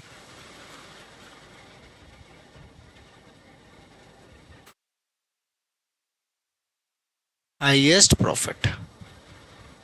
highest profit, यहाँ लिख दो profit. Done done done done done done. समझ में आ गई ई क्या किया हमने। कैसा लगा क्वेश्चन? 5 नंबर का इतना मेहनत करवाएगा? अगर आपको लगा बहुत मेहनत है तो 5 नंबर के लिए इतना तो देखो करना पड़ेगा। 5 नंबर के लिए सर हम कुछ भी करेंगे, 1 टेबल 2 टेबल एक और वर्किंग नोट होता तो हम सब करेंगे। गुड, यही जोश चाहिए। 5 नंबर का क्वेश्चन हो चाहे 8 नंबर का, जितना क्वेश्चन का रिक्वायरमेंट हो जस्टिस करके पूरा चीज़ लिख के आएंगे। सर 5 नंबर के लिए मैं 2 टेबल थोड़ी ना बनाऊंगा, मैं तो 1 टेबल में बाकी कैलकुलेशन वर्बली करके आ जाऊंगा। तो वर्बली आप करके आओगे तो बाकी नंबर भी आपको वर्बली ही फ़ोन में दिया जाएगा, पेपर में लिख के नहीं दिया जाएगा। तो एग्ज़ाम में भाई पूरा अच्छे से क्वेश्चन करना, दोनों टेबल बनाना, वर्किंग नोट के मार्क्स होते हैं, उसको जस्टिस दे के जो राइट है जो अपने को आता है उसमें 5 में 5 तो लेके आना ही है। ठीक है, डन। समझ में आया क्वेश्चन? यस। फटाफट नज़र घुमाना एक बार, और नज़र घुमा लो। देखो अगेन छोटा सा मैं बताते हैं, सेल्स क्या था कंपनी का, 30 लाख था, इंक्रीज़ हुआ क्रेडिट पॉलिसी की वजह से, क्रेडिट पॉलिसी में क्रेडिट पीरियड इंक्रीज़ की वजह से। वेरिएबल कॉस्ट अकॉर्डिंगली इंक्रीज़ हुआ बिकॉज सेल्स इंक्रीज़ हो रहा है, फिक्स कॉस्ट तो फिक्स रहता है। बैड डेट इंक्रीज़ हो रहा है बिकॉज क्रेडिट पीरियड इंक्रीज़ हो रहा है। अपॉर्चुनिटी कॉस्ट मेरा बढ़ जा रहा है बिकॉज डेटर्स का अमाउंट बढ़ता चला जा रहा है। प्रॉफिट क्या मैंने निकाला, प्रॉफिट में मैंने देखा कि ये वाला क्रेडिट पॉलिसी में उससे ज़्यादा प्रॉफिट है, तो मैंने पॉलिसी ए का रिकमेंडेशन दे दिया, यहाँ पे एडवाइस दे दिया। अब मैंने वर्किंग नोट बनाया था एक, जिसमें मैंने डेटर्स निकाला जो कि मेरा यूज़ कहीं आया नहीं, तो डेटर्स आप अवॉइड कर सकते हो। ठीक है ना। अपॉर्चुनिटी कॉस्ट निकालो, डायरेक्टली फार्मूला लिखा मैंने पहले, फिर अपॉर्चुनिटी कॉस्ट निकाला। अपॉर्चुनिटी कॉस्ट निकालने के बाद सेविंग्स हुआ कुछ क्रेडिटर्स से मुझे, वो मैंने सेविंग्स निकाला, उन दोनों को नेट किया और नेट अपॉर्चुनिटी कॉस्ट ऊपर में ले गया और यहाँ पर डाला, मैंने सम सॉल्व किया and I am done. Done, समझ में आ गई? इजी लगा क्वेश्चन? इस तरीके से प्रेजेंटेशन करना। आईसीआई का प्रेजेंटेशन देखोगे 1.5 पेज का है, कोई सेंस नहीं बनता। ये करके आओगे फुल नंबर मिलेंगे। चलो आओ next topic. I want your complete unparalleled attention now guys. We are starting a very important topic for your examination which is factoring. एक ऐसा टॉपिक है फैक्टरिंग जिसमें बच्चों को हर बार तकलीफ होती है। एग्ज़ाम से एक दिन पहले बच्चे क्वेश्चन करते हैं, सर फैक्टरिंग का थोड़ा सा बता दीजिए, बस सर फैक्टरिंग का बता दो सर बस फैक्टरिंग का ना वो क्या होता है, वो क्रेडिट पीरियड को क्या है, वो कैलकुलेशन बता दो तो थोड़ा सा सर। हर बार एक फैक्टरिंग का टॉपिक हर बार एग्ज़ाम से एक दिन पहले बच्चों का सर दर्द बन के आ जाता है। मैं नहीं चाहता कि अगर आप नेक्स्ट इस वीडियो को देखने के बाद अपने एग्ज़ाम देने जब जा रहे हो तो फैक्टरिंग आपके लिए कोई परेशानी रहनी चाहिए। इतना बढ़िया तरीके से आपको समझा देंगे कि आप बोलोगे सर फैक्टरिंग बस इतना सा ही था। हाँ भाई, हाँ मेरे बच्चों, उतना सा ही है, ठीक है ना। चलो लेट अस बिगिन। अब फैक्टरिंग क्या बोलता है थोड़ा सा लिख के बताते हैं।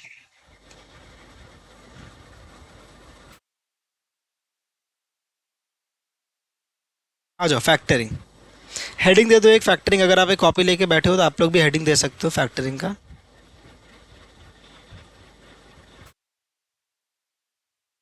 सीधा अच्छा एग्जांपल लेते हैं एक बार में ही, कंपनी का एग्जांपल लेके एक बार में अच्छे एग्जांपल से एक बार में सीखते हैं, ठीक है। क्या बोलता है कंसेप्ट, ये हमारा कंसेप्ट है फैक्टरिंग। क्या बोलता है ये? अब एक होती है ना कंपनी, एक होता है कंपनी, एक होता है कस्टमर, और एक हमारा पार्टी आता है फैक्टर। तीन पार्टी इसमें आते हैं जिसका पूरा खेला है, जिसका पूरा चीज़ हमें समझना है ना। जो कंपनी है ना,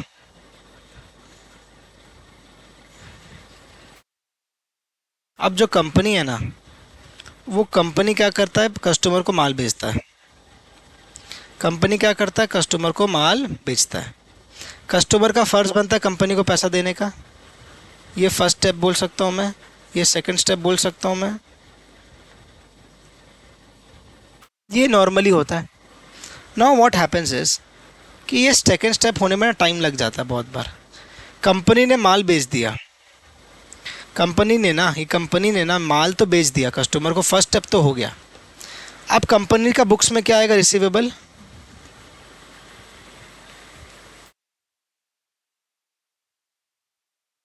बुक्स में क्या आएगा, रिसीवेबल आएगा कंपनी के। वाई? कंपनी के बुक्स में रिसीवेबल आएगा बाय बिकॉज उसने माल तो बेच दिया, लेकिन पैसे उसे अभी तक मिले नहीं। सो टू अवॉइड दिस, मतलब इससे क्या होगा ना, अब बात समझो। फैक्टरिंग आया ही क्यों, बहुत ही इंपॉर्टेंट, बहुत ही प्रैक्टिकल टॉपिक है ये। अभी फैक्टरिंग टॉपिक आया क्यों, खुद समझो एक बार कि कंपनी है एक, अब एक कंपनी ने माल उठा के बेच दिया, माल उठा के उसने बेच दिया। अब कस्टमर को उसने दे दिया 30 दिन क्रेडिट पीरियड। अब भैया उससे पैसा जब मिले तो कंपनी के पास पैसा आए, फिर वो दूसरा रॉ मटेरियल ख़रीदे, फिर वो प्रोडक्शन चालू करे, मार्केटिंग करे, फिर वो फाइनली जाके सेल करे, फिर वो उसको 30 दिन का क्रेडिट पीरियड लगेगा। तो फिर 30 दिन कंपनी बैठा रहेगा क्या? कंपनी बैठा रहेगा क्या? पैसा का कोई भंडार तो किसी के पास है नहीं। कंपनी को क्या करना होगा, पैसे चाहिए अपने डे टू डे ऑपरेशंस के लिए। वर्किंग कैपिटल हमारा चैप्टर चल रहा है, वहीं हमने सीखा है। तो या तो कंपनी वर्किंग कैपिटल लोन ले ले, वर्किंग कैपिटल लोन ले ले कि भैया मेरे डेटर के पास पैसा फंसा हुआ है, मैं काम करता हूँ वर्किंग कैपिटल लोन ले लेता हूँ और मैं अपना डे टू डे ऑपरेशंस को चालू रखता हूँ। रॉ मटेरियल खरीदना, मार्केटिंग करना, इंश्योरेंस कराना, वो सब खर्चों को मैं चालू रखूँगा। और जैसे जैसे क्रेडिटर्स डेटर्स से मुझे पैसे मिल जाएंगे, मैं अपना इसको लोन को भी चुकता करते चलूँगा। या तो कंपनी उस मॉडल में जाए, उस तरीके से काम करे, या तो वो वाला मॉडल करे एंड एडिशनली या फिर सिर्फ ये फैक्टरिंग वाला मॉडल को अडॉप्ट कर ले, जिसमें कि मैंने उसको माल बेचा, मैंने कैलकुलेटर का धंधा किया। मैंने आपको बताया ना मैं कैलकुलेटर का बिज़नेस करता हूँ। मैंने कैलकुलेटर का बिज़नेस किया, मैंने कैलकुलेटर आपको बेचा, आपसे मुझे लेने इस कैलकुलेटर के 3000 रुपये। सर 3000 रुपये कौन सा कैलकुलेटर आता है? This is a financial calculator जिसका दाम होता है 3-3, 4-4 हज़ार, ठीक है ना। ये 3000 रुपये का कैलकुलेटर है। अब मैंने क्या किया, 3000 रुपये कैलकुलेटर का आपको दे दिया, 10 दिन का क्रेडिट पीरियड। 10 दिन बाद आप मुझे 3000 रुपये दोगे तो मैं दूसरा कैलकुलेटर बना पाऊंगा एंड देन सेल कर पाऊंगा। इसका उपाय मैंने क्या किया कि मैंने 3,000 रुपया लेके ना मैं चला गया एक बैंक के पास, एक फाइनेंशियल इंस्टीट्यूशन के पास चला गया। मैंने बोला कि भाई मुझे ना मेरे स्टूडेंट से पैसे लेने ही है 3,000 रुपये, तो मैं क्या करूं, आप क्या उससे ले लोगे 3,000? मैं बोला भाई बैंक सुनना, क्या तू ले लेगा उससे 3,000? बैंक बोला कि मैं क्यों लूँ ऐसे 3,000 रुपये, तेरे 3,000 रुपये मैं क्यों लूँ? मैं बोला कि ठीक है तू 3,000 रुपये उससे ले लेना, लेकिन तू मुझे एक काम कर, 3,000 की जगह 2,800 दे दे। मैं जब बैंक के पास गया मैंने बैंक से कहा कि तू मुझे 3,000 दे दे भाई, वो क्या 3,000 तू उससे ले लेगा? ये बैंक है, हाँ ये फैक्टर है, ये बैंक है। अभी कंपनी इसके पास जाके इसको बोलता है कि 3,000 रुपये जो है ना, ये 3,000 रुपये तू उसे मुझे दे दे, 3,000 रुपये जो मुझे दे दे और तू कस्टमर से ले लेना। भाई फैक्टर बोलता है क्या दिमाग ख़राब हो गया है कि तेरा कस्टमर देगा 10 दिन बाद 30 दिन बाद पेमेंट और मैं तुझे आज दे दूँ 3,000 रुपये? ऐसा थोड़ी ना होता है। आप लोग भी यही बात बोल रहे हो हाँ कि ना? आपका मन में ये बात आया, गुस्सा आया मन में कि यार कंपनी की नाइंसाफ़ी हो रही है, ये तो कैसे मांग रहा है बैंक से पैसे, वो आज के दिन में 30 दिन बाद उसको पैसे मिलने वाला है, बैंक से आज पैसे मांग रहा है और बैंक को बोल रहा तो 30 दिन बाद ले लियो। आया गुस्सा? हाँ कि ना? में बोलेंगे गुस्सा आनी चाहिए तभी मज़ा आएगा, फील आएगा तभी। मुझे तो आ रहा है बहुत ज़्यादा गुस्सा अब। तो अब कंपनी गुस्सा शांत करने के लिए बैंक का क्या बोलता है कि भाई बैंक सुनना, कोई बात नहीं, 3,000 रुपये की जगह तू मुझे 2,800 दे दियो। क्या बोला कि तू 3,000 मत दे भाई, तू 3,000 मत दे, तेरे को प्रॉब्लम है, तू 3,000 मत दे, तू ना मुझे काम कर 2,800 दे दे।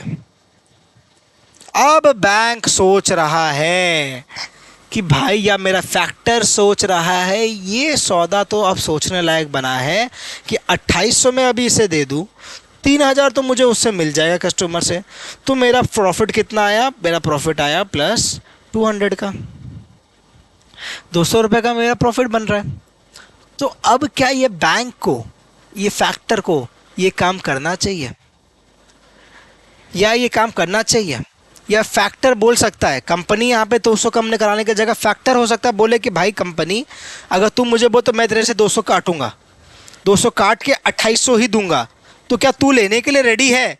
तो क्या ये कंपनी को मानना चाहिए? डिसीजन क्या ले? हम कंपनी के पॉइंट ऑफ व्यू से सोचो, not factors point of view, ठीक है ना? कंपनी के पॉइंट ऑफ व्यू से सोचो, तो क्या कंपनी को डिसीजन लेना चाहिए 2,800 वाला? ये चीज़ का हम इस कंसेप्ट में सीखेंगे। समझ में आया मेरी बात? गुस्सा आया पहले आपको? गुस्सा आना चाहिए था आपको।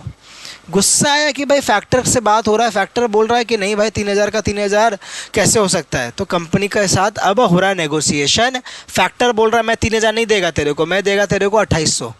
तेरे को पावरता है तो बोल, तेरे को लेना है तो बोल, 2,800 अभी ले, मैं तेरा कस्टमर से 3,000 ले लूँगा अपने हिसाब से, आगे बढ़ जा।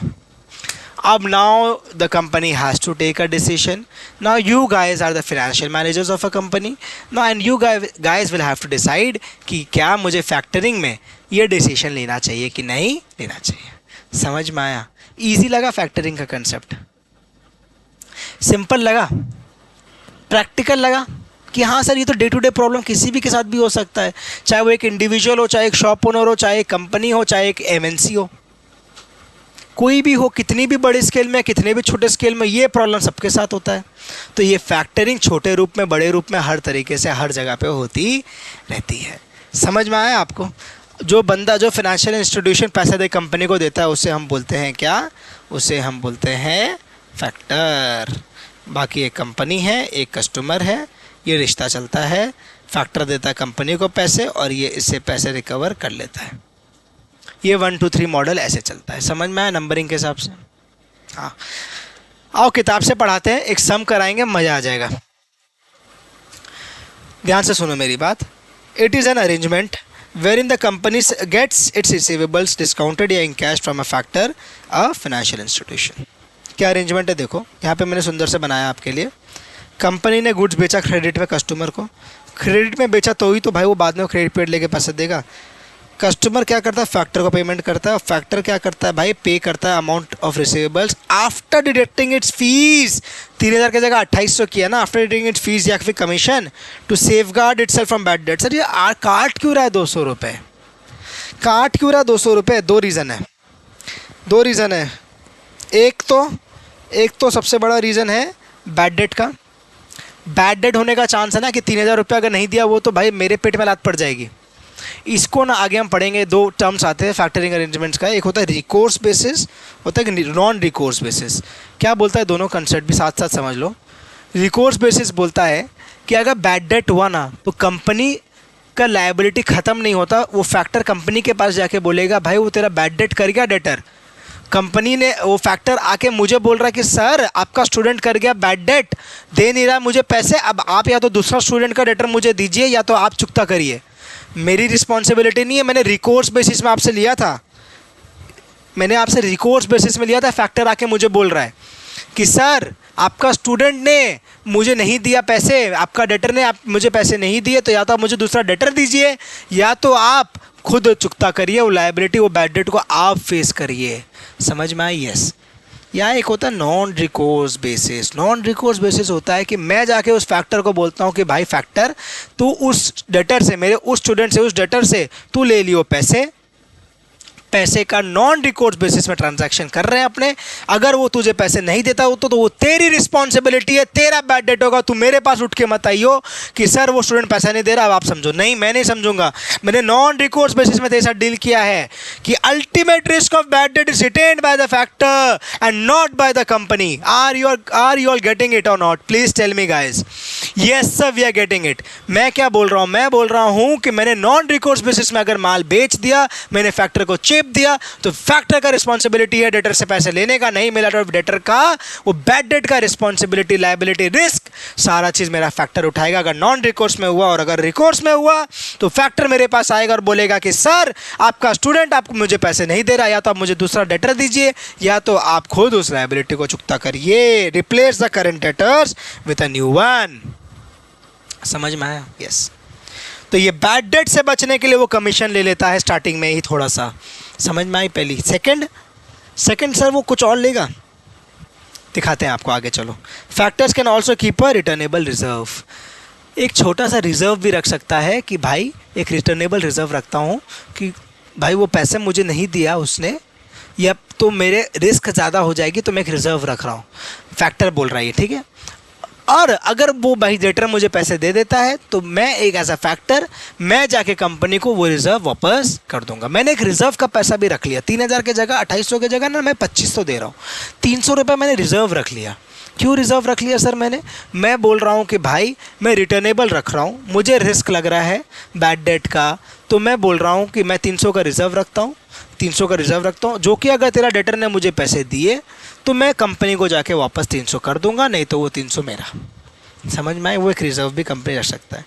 अच्छा, हमने नॉन रिकॉर्ड्स और रिकॉर्ड्स पढ़ा। एक बात बताओ, ये फीस, ये रिजर्व, ये कमीशन, ये सारे चीज़ें किस में ज़्यादा होंगे? रिकॉर्ड्स बेसिस में ज़्यादा होंगे कि नॉन रिकॉर्ड्स बेसिस में ज़्यादा होंगे? सोच के बताना भाई, प्लीज़ सोच के बताना। ऐसे हम हाँ सर, ये सर, हाँ सर, गेस वर्क नहीं करना है, एक बार में आंसर देना, सोच के देना, राइट देना। जल्दी देना is not the trick.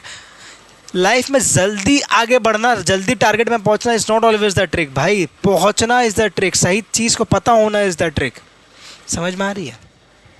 Obviously non recourse basis में ज़्यादा होगा बिकॉज रिस्क को ज़्यादा ले रहा है, ज़्यादा रिस्क ज़्यादा रिटर्न।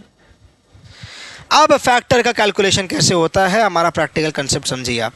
एक होता है रिसीवेबल बैलेंस, जो कि हम यहाँ पे लिखते हैं अमाउंट कॉलम में, ठीक है। हम रिसीवेबल बैलेंस कैसे निकालेंगे? क्रेडिट सेल्स डिवाइड करेंगे 360, जगह नहीं हो रहा, सॉरी, यहाँ लिखते credit sales into collection by 360। ये आ गया मेरा डेटर्स, इससे आ गया डेटर्स। यस, वो मैंने डेटर्स यहाँ लिखा कैलकुलेट करके। फीस या कमीशन जो निकलेगा वो निकलेगा डेटर्स बैलेंस पे ऑब्वियसली। रिजर्व निकलेगा मेरा अगेन ऑन डेटर्स बैलेंस पे। उसके बाद मेरा आया नेट बैलेंस। नेट बैलेंस के बाद ना फैक्टर एक इंटरेस्ट भी लेस करता है। फैक्टर एक इंटरेस्ट भी लेस करता है कि फैक्टर बोलता है कि भाई मैं तुझे अभी पैसे दे रहा हूँ, वो मुझे देगा 30 दिन बाद। ये ना मैं फीस कमीशन बैड डेट से बचने के लिए ले रहा हूँ। अब मैं ये इंटरेस्ट लेस कर रहा हूँ अपॉर्चुनिटी कॉस्ट, कि भाई वो 30 दिन 40 दिन का तो मेरा अपॉर्चुनिटी कॉस्ट लगता है, तो जितना मैं तुझे दे रहा हूँ उससे मैं इंटरेस्ट काटूंगा। कितना में से? जितना मैं तुझे दे रहा हूँ बी में से कटेगा, नॉट ऑन ए। मेरा इंटरेस्ट कटता है on net balance which is after deducting the fees and after deducting the reserve. और उसके बाद जो बचेगा वो मैं अमाउंट दे दूंगा as a factor, will give that amount to the company. समझ में आ गई? अब है ना फैक्टरिंग में ना इंस्टीट्यूट क्या खेला कर रहा है कुछ समय से, मैं आपको बताता हूँ। प्रीवियस कुछ आरटीपी एमटीपीज आप देखोगे तो आपको समझ में आएगा। अब एक बार इधर देखो साथ में, क्रेडिट सेल से मान लो, क्रेडिट सेल से मान लो 100 लाख का, ठीक है। कलेक्शन पीरियड है, कलेक्शन पीरियड कितना है 30 डेज, अज्यूम 360 डेज ईयर में।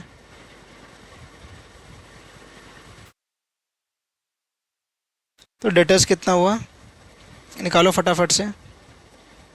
डेटर्स हुआ 100 डिवाइड बाय 360 इंटू 30, इसको ना 120 मान लो ईज ऑफ कैलकुलेशन के लिए फिर सिर्फ। तो 120 मतलब 120 डिवाइड बाय 360 इंटू 30 मतलब 10 लाख। डेटर्स हुए 10 लाख के। किसी को दिक्कत है क्या यहाँ तक? दिक्कत है तो बताना प्लीज़। हाँ, कोई दिक्कत की बात नहीं, आप कमेंट में कमेंट करना, मैं आपको रिस्पॉन्ड करूँगा। मैं मेरी टीम आपको रिस्पॉन्ड करेंगे, कोई फिक्र की बात आपको नहीं होगी। डेटर्स आ गया 10 लाख का, ठीक है। नाउ व्हाट, सपोज अब आप मेरे साथ फैक्टरिंग का टेबल बनाइए। इंस्टीट्यूट क्या कर रहा है ना, प्रॉब्लम हो रहा है, या तो क्वेश्चन कर रहा है कभी 360 डेज पे कभी 30 डेज पे, इस टाइप का प्रॉब्लम ज़्यादा चल रहा है अभी मार्केट में। इधर देखो, मेरा आया रिसीवेबल बैलेंस, मैं एक बार एंडिंग लाइन बनाऊँ यहाँ पे। हाँ, रिसीवेबल बैलेंस आया 10 लाख का, लेस करो कमीशन या फीस, मान लो 2% है, तो मैंने लेस किया 2% इस पर। मैं ना यहाँ पे 120 नहीं लिखता रिसीवेबल्स को, मैं कर रहा हूँ उसको 30/360 करके डेटर्स, डेटर्स से मैं कैलकुलेशन लगा रहा हूँ आगे। समझ में आ रही है किसी को मेरी बात? अगर बगल बगल में ना एग्ज़ाम में आपको क्या करना है मैं बताऊँ, एग्ज़ाम में जो मैं अभी कर रहा हूँ वही करना, ठीक है। पहले मैं क्या करना है एग्ज़ाम में वो कराता हूँ आपको। मान लो लेस रिजर्व है, 10% रिजर्व रखेगा वो, तो 1 लाख रिजर्व रखेगा, तो दोनों को हटाएंगे तो क्या आएगा, 8 लाख कैसे होगा, 2 लाख होगा ना, 7 लाख आएगा। लेस इंटरेस्ट करो,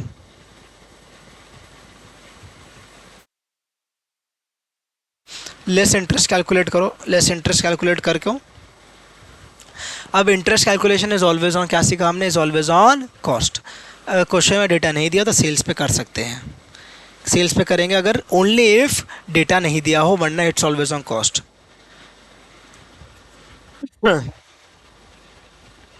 सेल्स था 120 लाख का, 120 लाख का सेल्स था, मान लो 12% का रिटर्न मान लो। ये ना ये जो रेट ऑफ इंटरेस्ट है क्या है 12% मालूम है, ये फैक्टर का रेट ऑफ रिटर्न है, फैक्टर का इंटरेस्ट रेट है, कंपनी का नहीं, ध्यान रखना, ठीक है।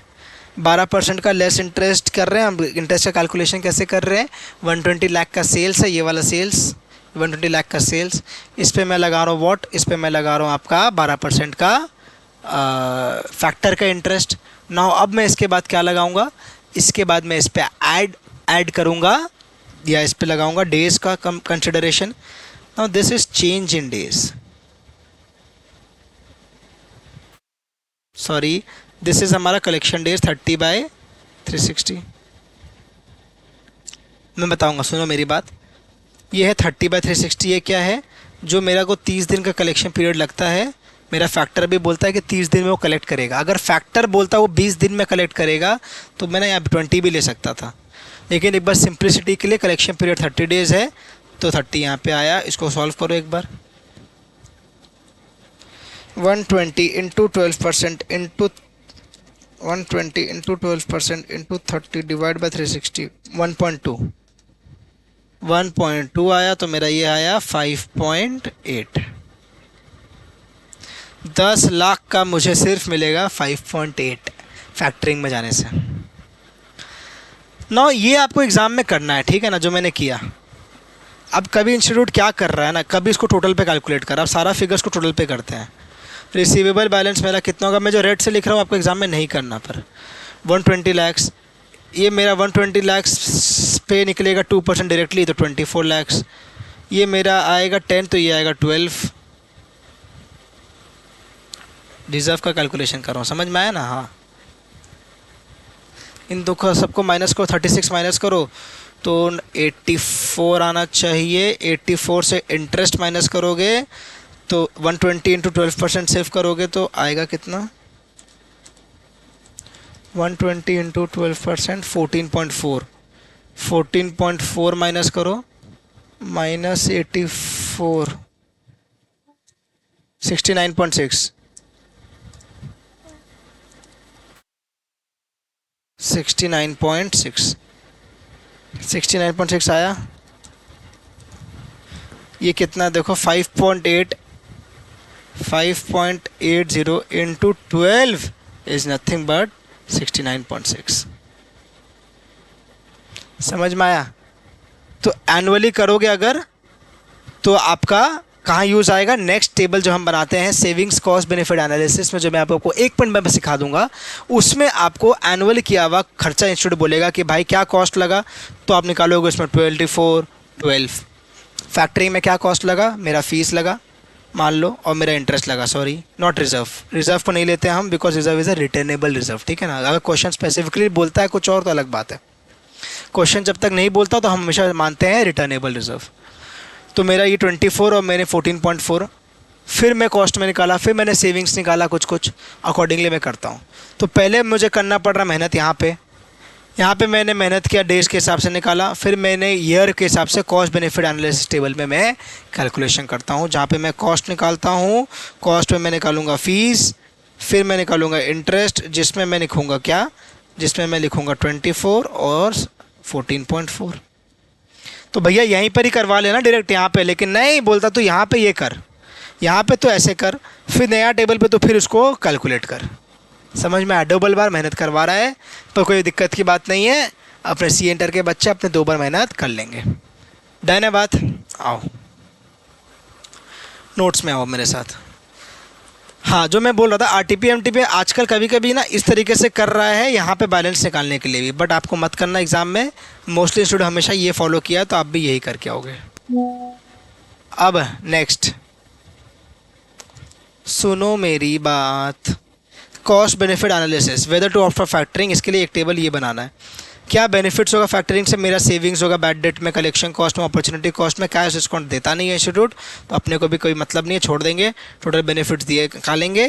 कॉस्ट क्या लगा? फीस कमीशन इंटरेस्ट, उसका टोटल कॉस्ट आया। सेविंग्स या बेनिफिट्स अगर आया तो अकॉर्डिंगली हम डिसीजन लेंगे। समझ में आ गई मेरी बात?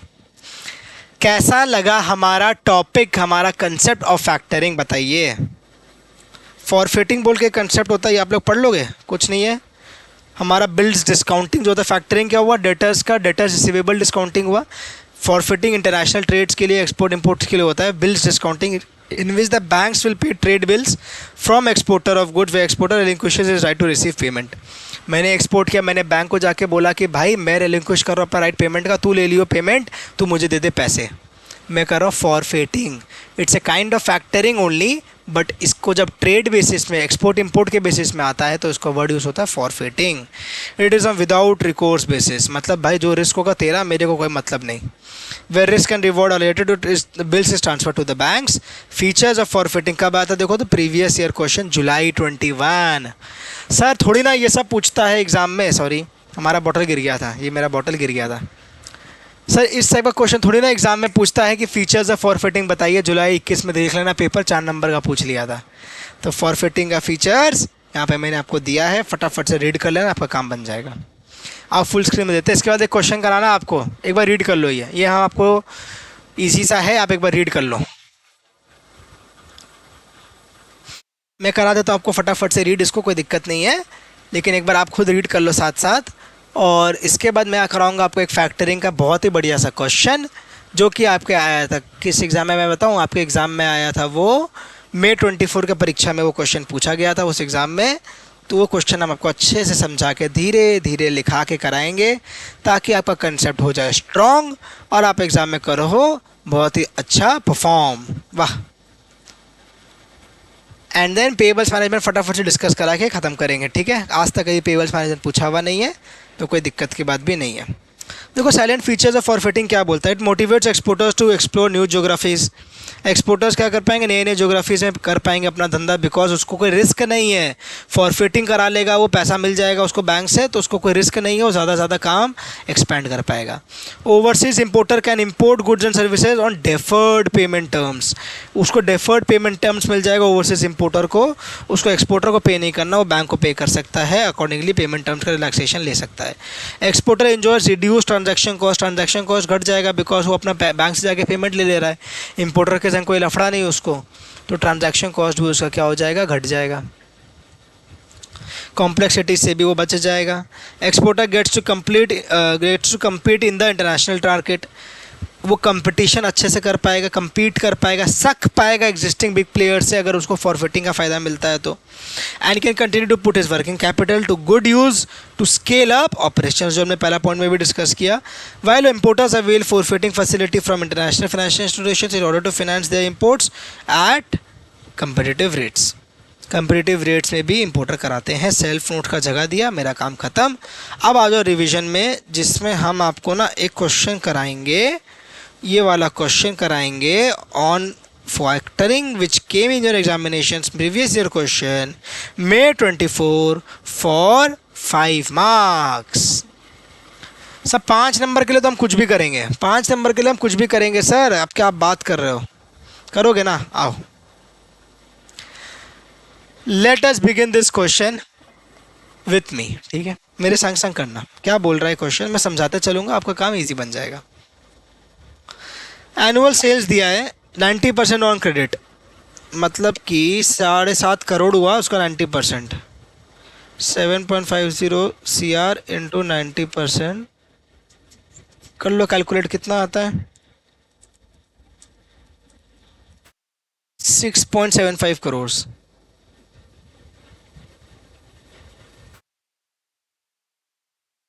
6,75,00,000 हमारा एनुअल सेल्स है, दिख रहा है ना सबको? यस। एवरेज कलेक्शन पीरियड क्या है? एवरेज कलेक्शन पीरियड है, ओहो सॉरी, क्रेडिट पीरियड क्या है? 45 डेज का क्रेडिट पीरियड हम देते हैं उसको। एवरेज कलेक्शन पीरियड कंपनी का है 70 डेज। तो मैं अगर ऐसे लिखूं, कंपनी, ये एक है फैक्टर, ठीक है। कलेक्शन पीरियड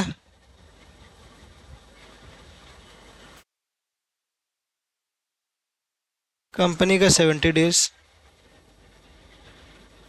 इंटरेस्ट रेट,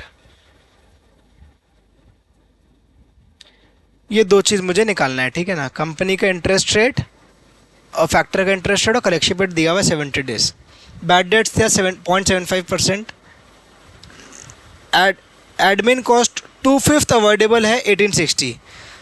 अगर मैं फैक्टरिंग में जाता हूं तो मेरा सिर्फ 2/5 एडमिन कॉस्ट अवॉइडेबल होगा, मतलब 18,60,000 का 2/5 कितना होगा? 18,60,000 इंटू 2 डिवाइड बाई 5, 7,44,000।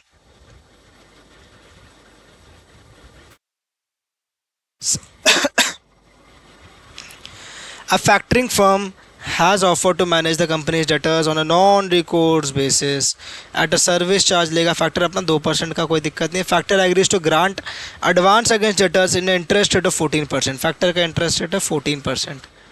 फैक्टर का इंटरेस्ट रेट और कंपनी का इंटरेस्ट रेट शायद मैंने आपको बताया नहीं क्या? फैक्टर के लिए मैंने आपको बताया था कि क्यों कंसिडर करते हैं, हम करते हैं उसका इंटरेस्ट कैलकुलेशन करने के लिए। कंपनी का क्यों चाहिए मुझे interest rate? For its opportunity cost.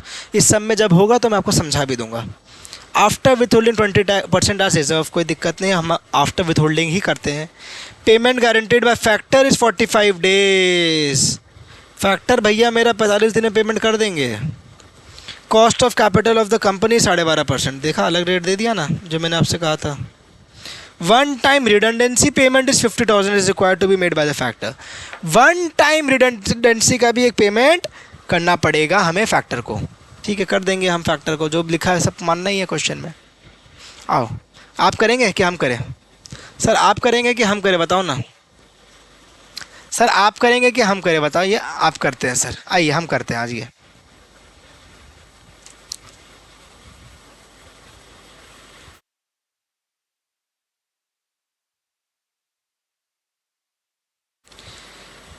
Calculation of receivables. ठीक है, हेडिंग दिया मैंने एक ठो। अब नेक्स्ट डेटर्स निकालिए आप लोग, डेटर्स निकालिए। डेटर्स कैसे आएंगे?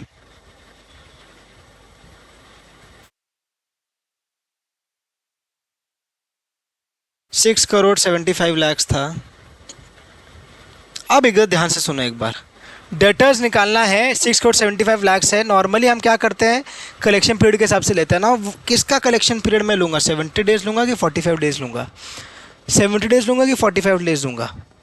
अब एक बार बात सुनो आप लोग, डेटर्स हम निकाल रहे हैं, कलेक्शन और रिसीवेबल्स निकाल रहे हैं, जो फैक्टर के संग हिसाब करने के बाद मुझे मिलेगा ब्याय, बिकॉज ये जो डेटर्स बैलेंस होगा ना, उस पर मेरा कमीशन वमीशन लगेगा, जो कि फैक्टर हिसाब कर रहा है। तो अगर फैक्टर के हिसाब से कैलकुलेशन कर रहे हैं, उस पर कमीशन दे रहे हैं, सारा चीज़ कर रहे हैं, तो डेटर्स का पीरियड भी हमें लेना चाहिए लॉजिकली, किसका, फैक्टर का।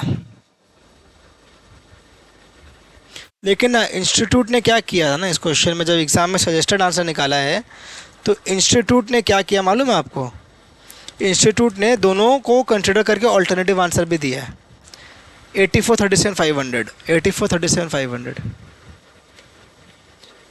इंस्टीट्यूट ने ऑल्टरनेटिव आंसर दिया है, जिसमें 70 डेज करके भी लिया है, लेकिन मुझे तो नहीं लगता वो सही अप्रोच है। तो इसलिए हम तो 45 के हिसाब से ही जाएंगे, जो फर्स्ट तरीका है, फर्स्ट अप्रोच इंस्टीट्यूट ने भी फॉलो किया। फीस लेस कर दो, @2% था ना। फीस कितना था सर? सर्विस चार्ज था 2%, 168,750। लेस कर दो रिजर्व, @20%, 168, एक ज़ीरो बढ़ा दो, 168,750। 20% तो सही लिया ना, मुझे जितना याद है 20%। ठीक है, और इंटरेस्ट होगा आफ्टर रिजर्व, वही करते हैं हम, ऐसे भी नहीं भी लिखता तो भी वही करता मैं। तो 84 37 500 में से मैंने पहले माइनस किया 2%, उसके बाद मैंने माइनस किया 168,7 500, ठीक है ना। 6,581,250, 6,581,250, ये मेरा क्या है, net balance.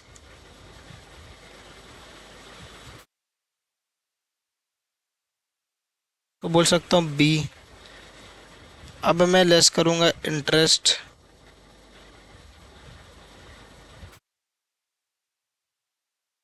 $6,581,250 into 14% divide by 100 into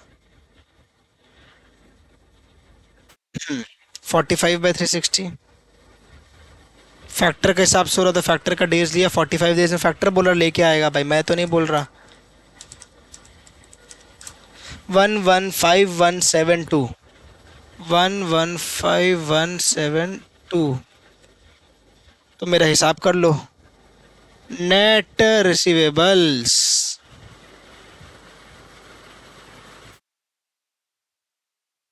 minus 6,581,250, 6,466,078, 6,466,078।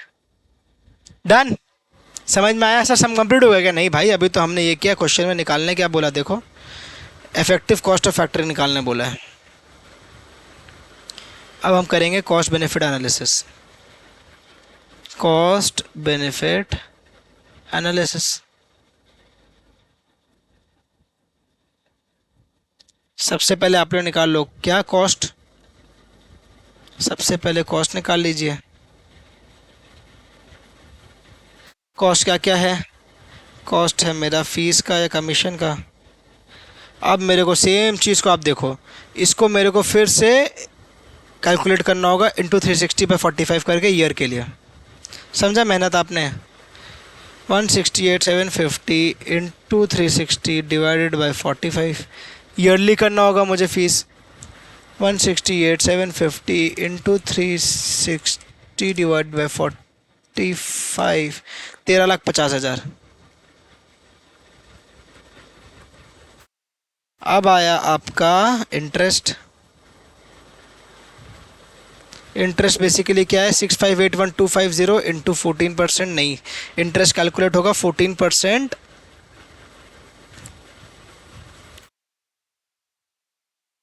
Directly calculate कर लेंगे हम क्रेडिट सेल्स माइनस रिजर्व करके, राइट। तो 6581250, 6581250 का आप लोग करिए 14% तो आएगा 921375। 6581250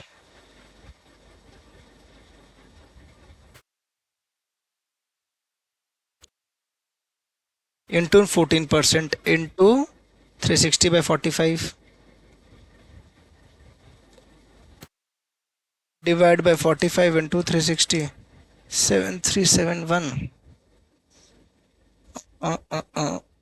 115 115172, सॉरी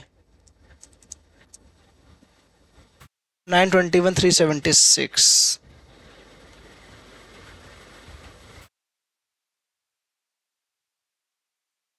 डायरेक्टली करेंगे ना सर, इसमें माइनस क्यों करेंगे, 921376। समझ में आया? नहीं समझ में आया, इधर देखो एक बार। या तो आप इस फिगर को लेके 360/45 कर लो, या तो इस फिगर को लेके 360/45 लगा लो, तो आपको आ जाएगा इंटरेस्ट पूरा साल का। नहीं तो फिर इन दोनों को बस इंटू करो तो भी आ जाएगा। समझ में आई मेरी बात? यस। आगे बढ़े, हाँ। रिडंडेंसी पेमेंट भी ना ऑप्शनल, आपको लेना है तो ले सकते हो, नहीं तो छोड़ सकते हो। ले लेते हैं चलो। रिडंडेंसी पेमेंट के लिए आप अपना नोट में लिख सकते हो, अगर आप अवॉइड कर रहे हो, कि considering it is a one time payment we are not including it for our cost benefit analysis. 50,000 का रिडंडेंसी पेमेंट था, एक था कि नहीं? 50,000 का रिडंडेंसी पेमेंट, यस और नो? यस। एक सेकंड देना यार, हाँ सॉरी। तो आप कर रहे हो कॉस्ट, तो टोटल कॉस्ट आप निकाल सकते हो, सारा खर्चा हमने ले लिया। रिजर्व हम नहीं लेते because that is a returnable reserve. तो टोटल कॉस्ट निकाल लो पहले,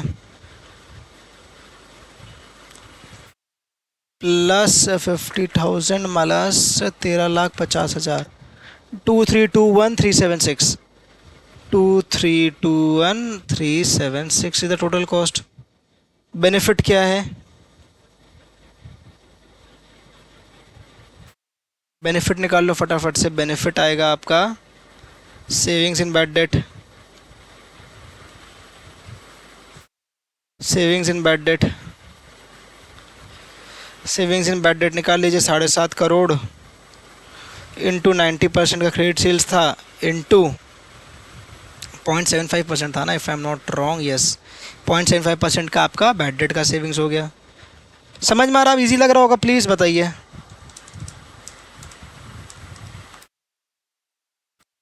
5,06,250, this is the savings in bad debts.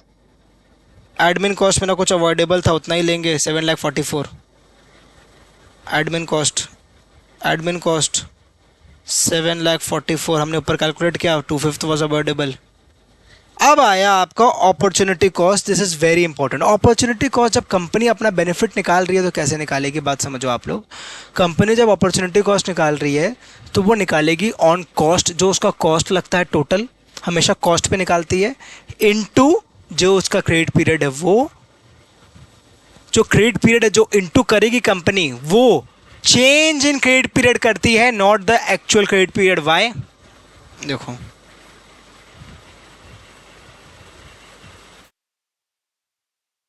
Cost of credit sales करते हो, ठीक है ना, मैंने आपको पहले भी बताया, into change in credit period. अब इसका मतलब क्या है, देखो एक बार ऊपर आओ। कंपनी को कलेक्शन करने में लगता था 70 डेज, कंपनी को लगता था 70 डेज, फैक्टर बोल रहा है मैं 45 डेज में कर देगा। तो कंपनी को क्या बेनिफिट हुआ? कंपनी को 25 डेज का क्रेडिट पीरियड का बेनिफिट मिल रहा है, तो उसको भी हम कंसिडर करते हैं। समझ में आया? यस।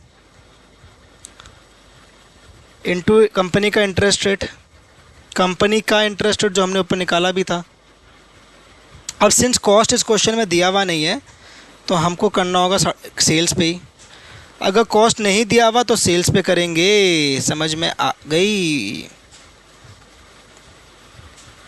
12.5% था ना कंपनी का, कंपनी का 12.5 हमने लिखा ही है। इसको कैलकुलेट करो, आपका काम बन गया। अगर नहीं दिया हुआ कॉस्ट का information then we are bound to do it on sales. 585,937, 585,938 लिख लो, 585,938। डन। टोटल बेनिफिट निकाल लो। बेनिफिट टोटल कितना आएगा, 5,06,250 को ऐड करो इस पे और ऐड करो 7,44,000 पे। 1836188, 1836188। नेट कॉस्ट कितना आया फैक्टरिंग का, 2321 माइनस करोगे क्या 1836। सर ये तो कॉस्ट आ गया, तो फैक्टरिंग अवॉइड करना चाहिए ना, है ना क्या, 2321,376, 2321,276, 485,088.5 प्लस 485,088 कर लो इसको, तो ये आया 485,088। इफेक्टिव कॉस्ट निकालने बोला है, तो इफेक्टिव कॉस्ट कैसे निकलता है, जो मेरा कॉस्ट आया 485,088 डिवाइडेड बाय कितना रुपया लेने के लिए, कितना रुपया लेने के लिए, रिसीवेबल बैलेंस था मेरा 6466,078, 6466,078, 64। कुछ डाउट आ रहा है मन में, बताते हैं, टेंशन मत लो, कंप्लीट करने दो। डिवाइडेड बाय 6466,078 इंटू 100, 7.502%, तो 7.50% इज द आंसर। सर ये क्या कर दिया आपने, आपने यहाँ पे तो लिया, आपने न्यूमरेटर में तो लिया 485,088 जो कि आप पूरा साल का कर रहे हो, नीचे आपने लिया पूरा 45 डेज़ के हिसाब से 6466,078 जो आपका रिसीवेबल आ रहा है हर 45 डेज़ में, तो एक जगह पूरे साल का ले रहे हो, नीचे आप ले रहे हो मंथ का। नाउ इसके लिए क्या बोला जाता है कि आपका जो ये खर्चा लग रहा है 485,088, ये खर्चा आपका लग रहा है इतना रुपया कलेक्ट करने के लिए, तो हर बार 45 डेज़ के बाद आप ये रुपया कलेक्ट करोगे तो टेक्निकली यही रहेगा, तो हर बार आपका रुपया यही रहेगा। समझ में आई मेरी बात, क्या बोला मैंने कि आप इतना रुपया खर्चा कर रहे हो बार बार 45 डेज़ के बाद ये रुपया कलेक्ट करने के लिए, तो आप अल्टीमेटली क्या कलेक्शन कर रहे हो ये, तो फॉर वॉट, ये खर्चा करके, तो इसके लिए आपका रेट आएगा 7.50%। नाउ एडवाइस करने भी बोला था क्वेश्चन कि मुझे फैक्टरिंग में जाना चाहिए कि नहीं, बोला था क्या, कैलकुलेट बोला था, अच्छा एडवाइस नहीं बोला था, सॉरी। बट अगर मैं आपसे बोलूँ एडवाइस करो फैक्टरिंग में जाना चाहिए कि नहीं, क्या बोलोगे, सर कॉस्ट बेसी आया बेनिफिट से तो हम फैक्टरिंग में थोड़ी ना जाएंगे। No, now here is the beauty, 7.5% का इफेक्टिव कॉस्ट ऑफ फैक्टरिंग पड़ रहा है आपका, ठीक है ना, 7.5% का इफेक्टिव कॉस्ट ऑफ फैक्टरिंग पड़ रहा, आपका कॉस्ट ऑफ कैपिटल है 12.5%, आप 12.5% में के कॉस्ट पे पैसा लाते हो और आपको यहाँ पे 7.5% पे काम हो रहा है, which is beneficial for you, that is why you should adopt और you should opt for factoring. समझ में आ गया चैप्टर, समझ में आया। अब इधर इंस्टीट्यूट ने क्या किया है ना, 2-3 अलग अलग आंसर्स दिए हैं। पहला इंस्टीट्यूट ने क्या किया, रिडेंडेंसी कॉस्ट को ऑप्शनल माना, अगर आप इसको हटा दोगे तो आपका क्या होगा, ये फिगर चेंज हो जाएगा, ये फिगर चेंज हो जाएगा, तो ये परसेंटेज चेंज हो जाएगा। एक पता नहीं क्यों लेकिन यहाँ पे 70 डेज़ मान के भी ना ICAI ने सॉल्व किया है कलेक्शन पीरियड को कंपनी के हिसाब से लेके। I don't think so this is right, ये रॉन्ग होना चाहिए, बट इंस्टीट्यूट ने किया है तो इसको ऑनर करो, बट एग्ज़ाम में आप फैक्टर का ही लेना, बिकॉज ये पूरा टेबल फैक्टर के हिसाब से आप बना रहे हो। Important next thing is the change in credit period for the opportunity cost calculation of company, not of the factor. Factor का जब इंटरेस्ट कैलकुलेशन हो रहा है ना भाई, तब आप डायरेक्टली 14% पे कर रहे हो on the what, on your net balance. Net balance कहाँ से आया था सर, ये वाला नेट बैलेंस। लेकिन कंपनी का अपॉर्चुनिटी कॉस्ट में बोल रहा है कि भाई फैक्टरिंग की वजह से मेरा 70 दिन के जगह सिर्फ 45 दिन में काम हो रहा है, तो ये जो 70 और 45 के बीच में ये जो गैप है, ये गैप का तो मेरा फ़ायदा हो रहा है, वो अपॉर्चुनिटी कॉस्ट का बेनिफिट मैं कंसिडर करूँगा। डन, समझ में आया। इधर आ जाओ, पेबल्स मैनेजमेंट का last topic and then we will complete our revision. हमारा रिवीजन सीरीज एफएम का कंप्लीट हो जाएगा, ठीक है ना। क्रेडिटर्स या पेबल्स मैनेजमेंट का एक छोटा सा टॉपिक है, 2 क्वेश्चन हार्डली मॉड्यूल में है, एक बार फटाफट से देख लेना। ये कंपाउंड या क्यूमुलेटिव रादर इसको बोलते हैं, इसको आप क्यूमुलेटिव कर लो अपने किताब में, क्यूमुलेटिव इंटरेस्ट मेथड। क्या करोगे इसको, क्यूमुलेटिव, ठीक है। कंपनी के पर्सपेक्टिव से जैसे डेटर्स मैनेजमेंट इंपॉर्टेंट होता है वैसे क्रेडिटर्स मैनेजमेंट इंपॉर्टेंट होता है। 2 क्वेश्चन है आपके बुक में, एक बार देख लेना। और ये 2 तरीका है कंप्यूटेशन का, एक है सिंपल इंटरेस्ट मेथड, एक है क्यूमुलेटिव या compound interest method, cumulative interest method जैसे भी बोल लो, जिसमें आपको कैलकुलेशन करके निकालने के लिए बोलेगा कि भैया क्रेडिटर का मैनेजमेंट मैं कैसे करूं। ये 2 मेथड है, एक फटाफट सा फॉर्मूला देख लेना, 2 क्वेश्चन है आप कर लोगे, देख लो फटाफट से, कोई दिक्कत की बात नहीं है। कोई दिक्कत होगा तो आप बताना, अगर सेपरेट वीडियो अगर आपको लगेगा इसके लिए तो मैं पूरा एक सेपरेट वीडियो बना दूंगा। बट ये कंसिडरिंग हमारा रिवीजन सीरीज़ एंड इसका इंपॉर्टेंस जो होता है, हम इस पर बेसी टाइम नहीं लेना चाहते।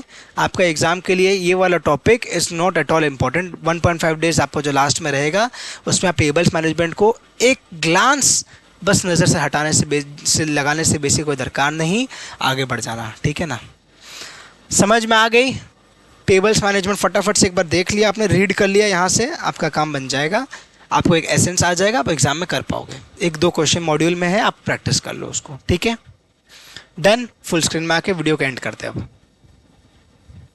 सो guys, yes guys, we have completed our working capital management का revision, the power revision with sums, with concepts, illustrations, everything.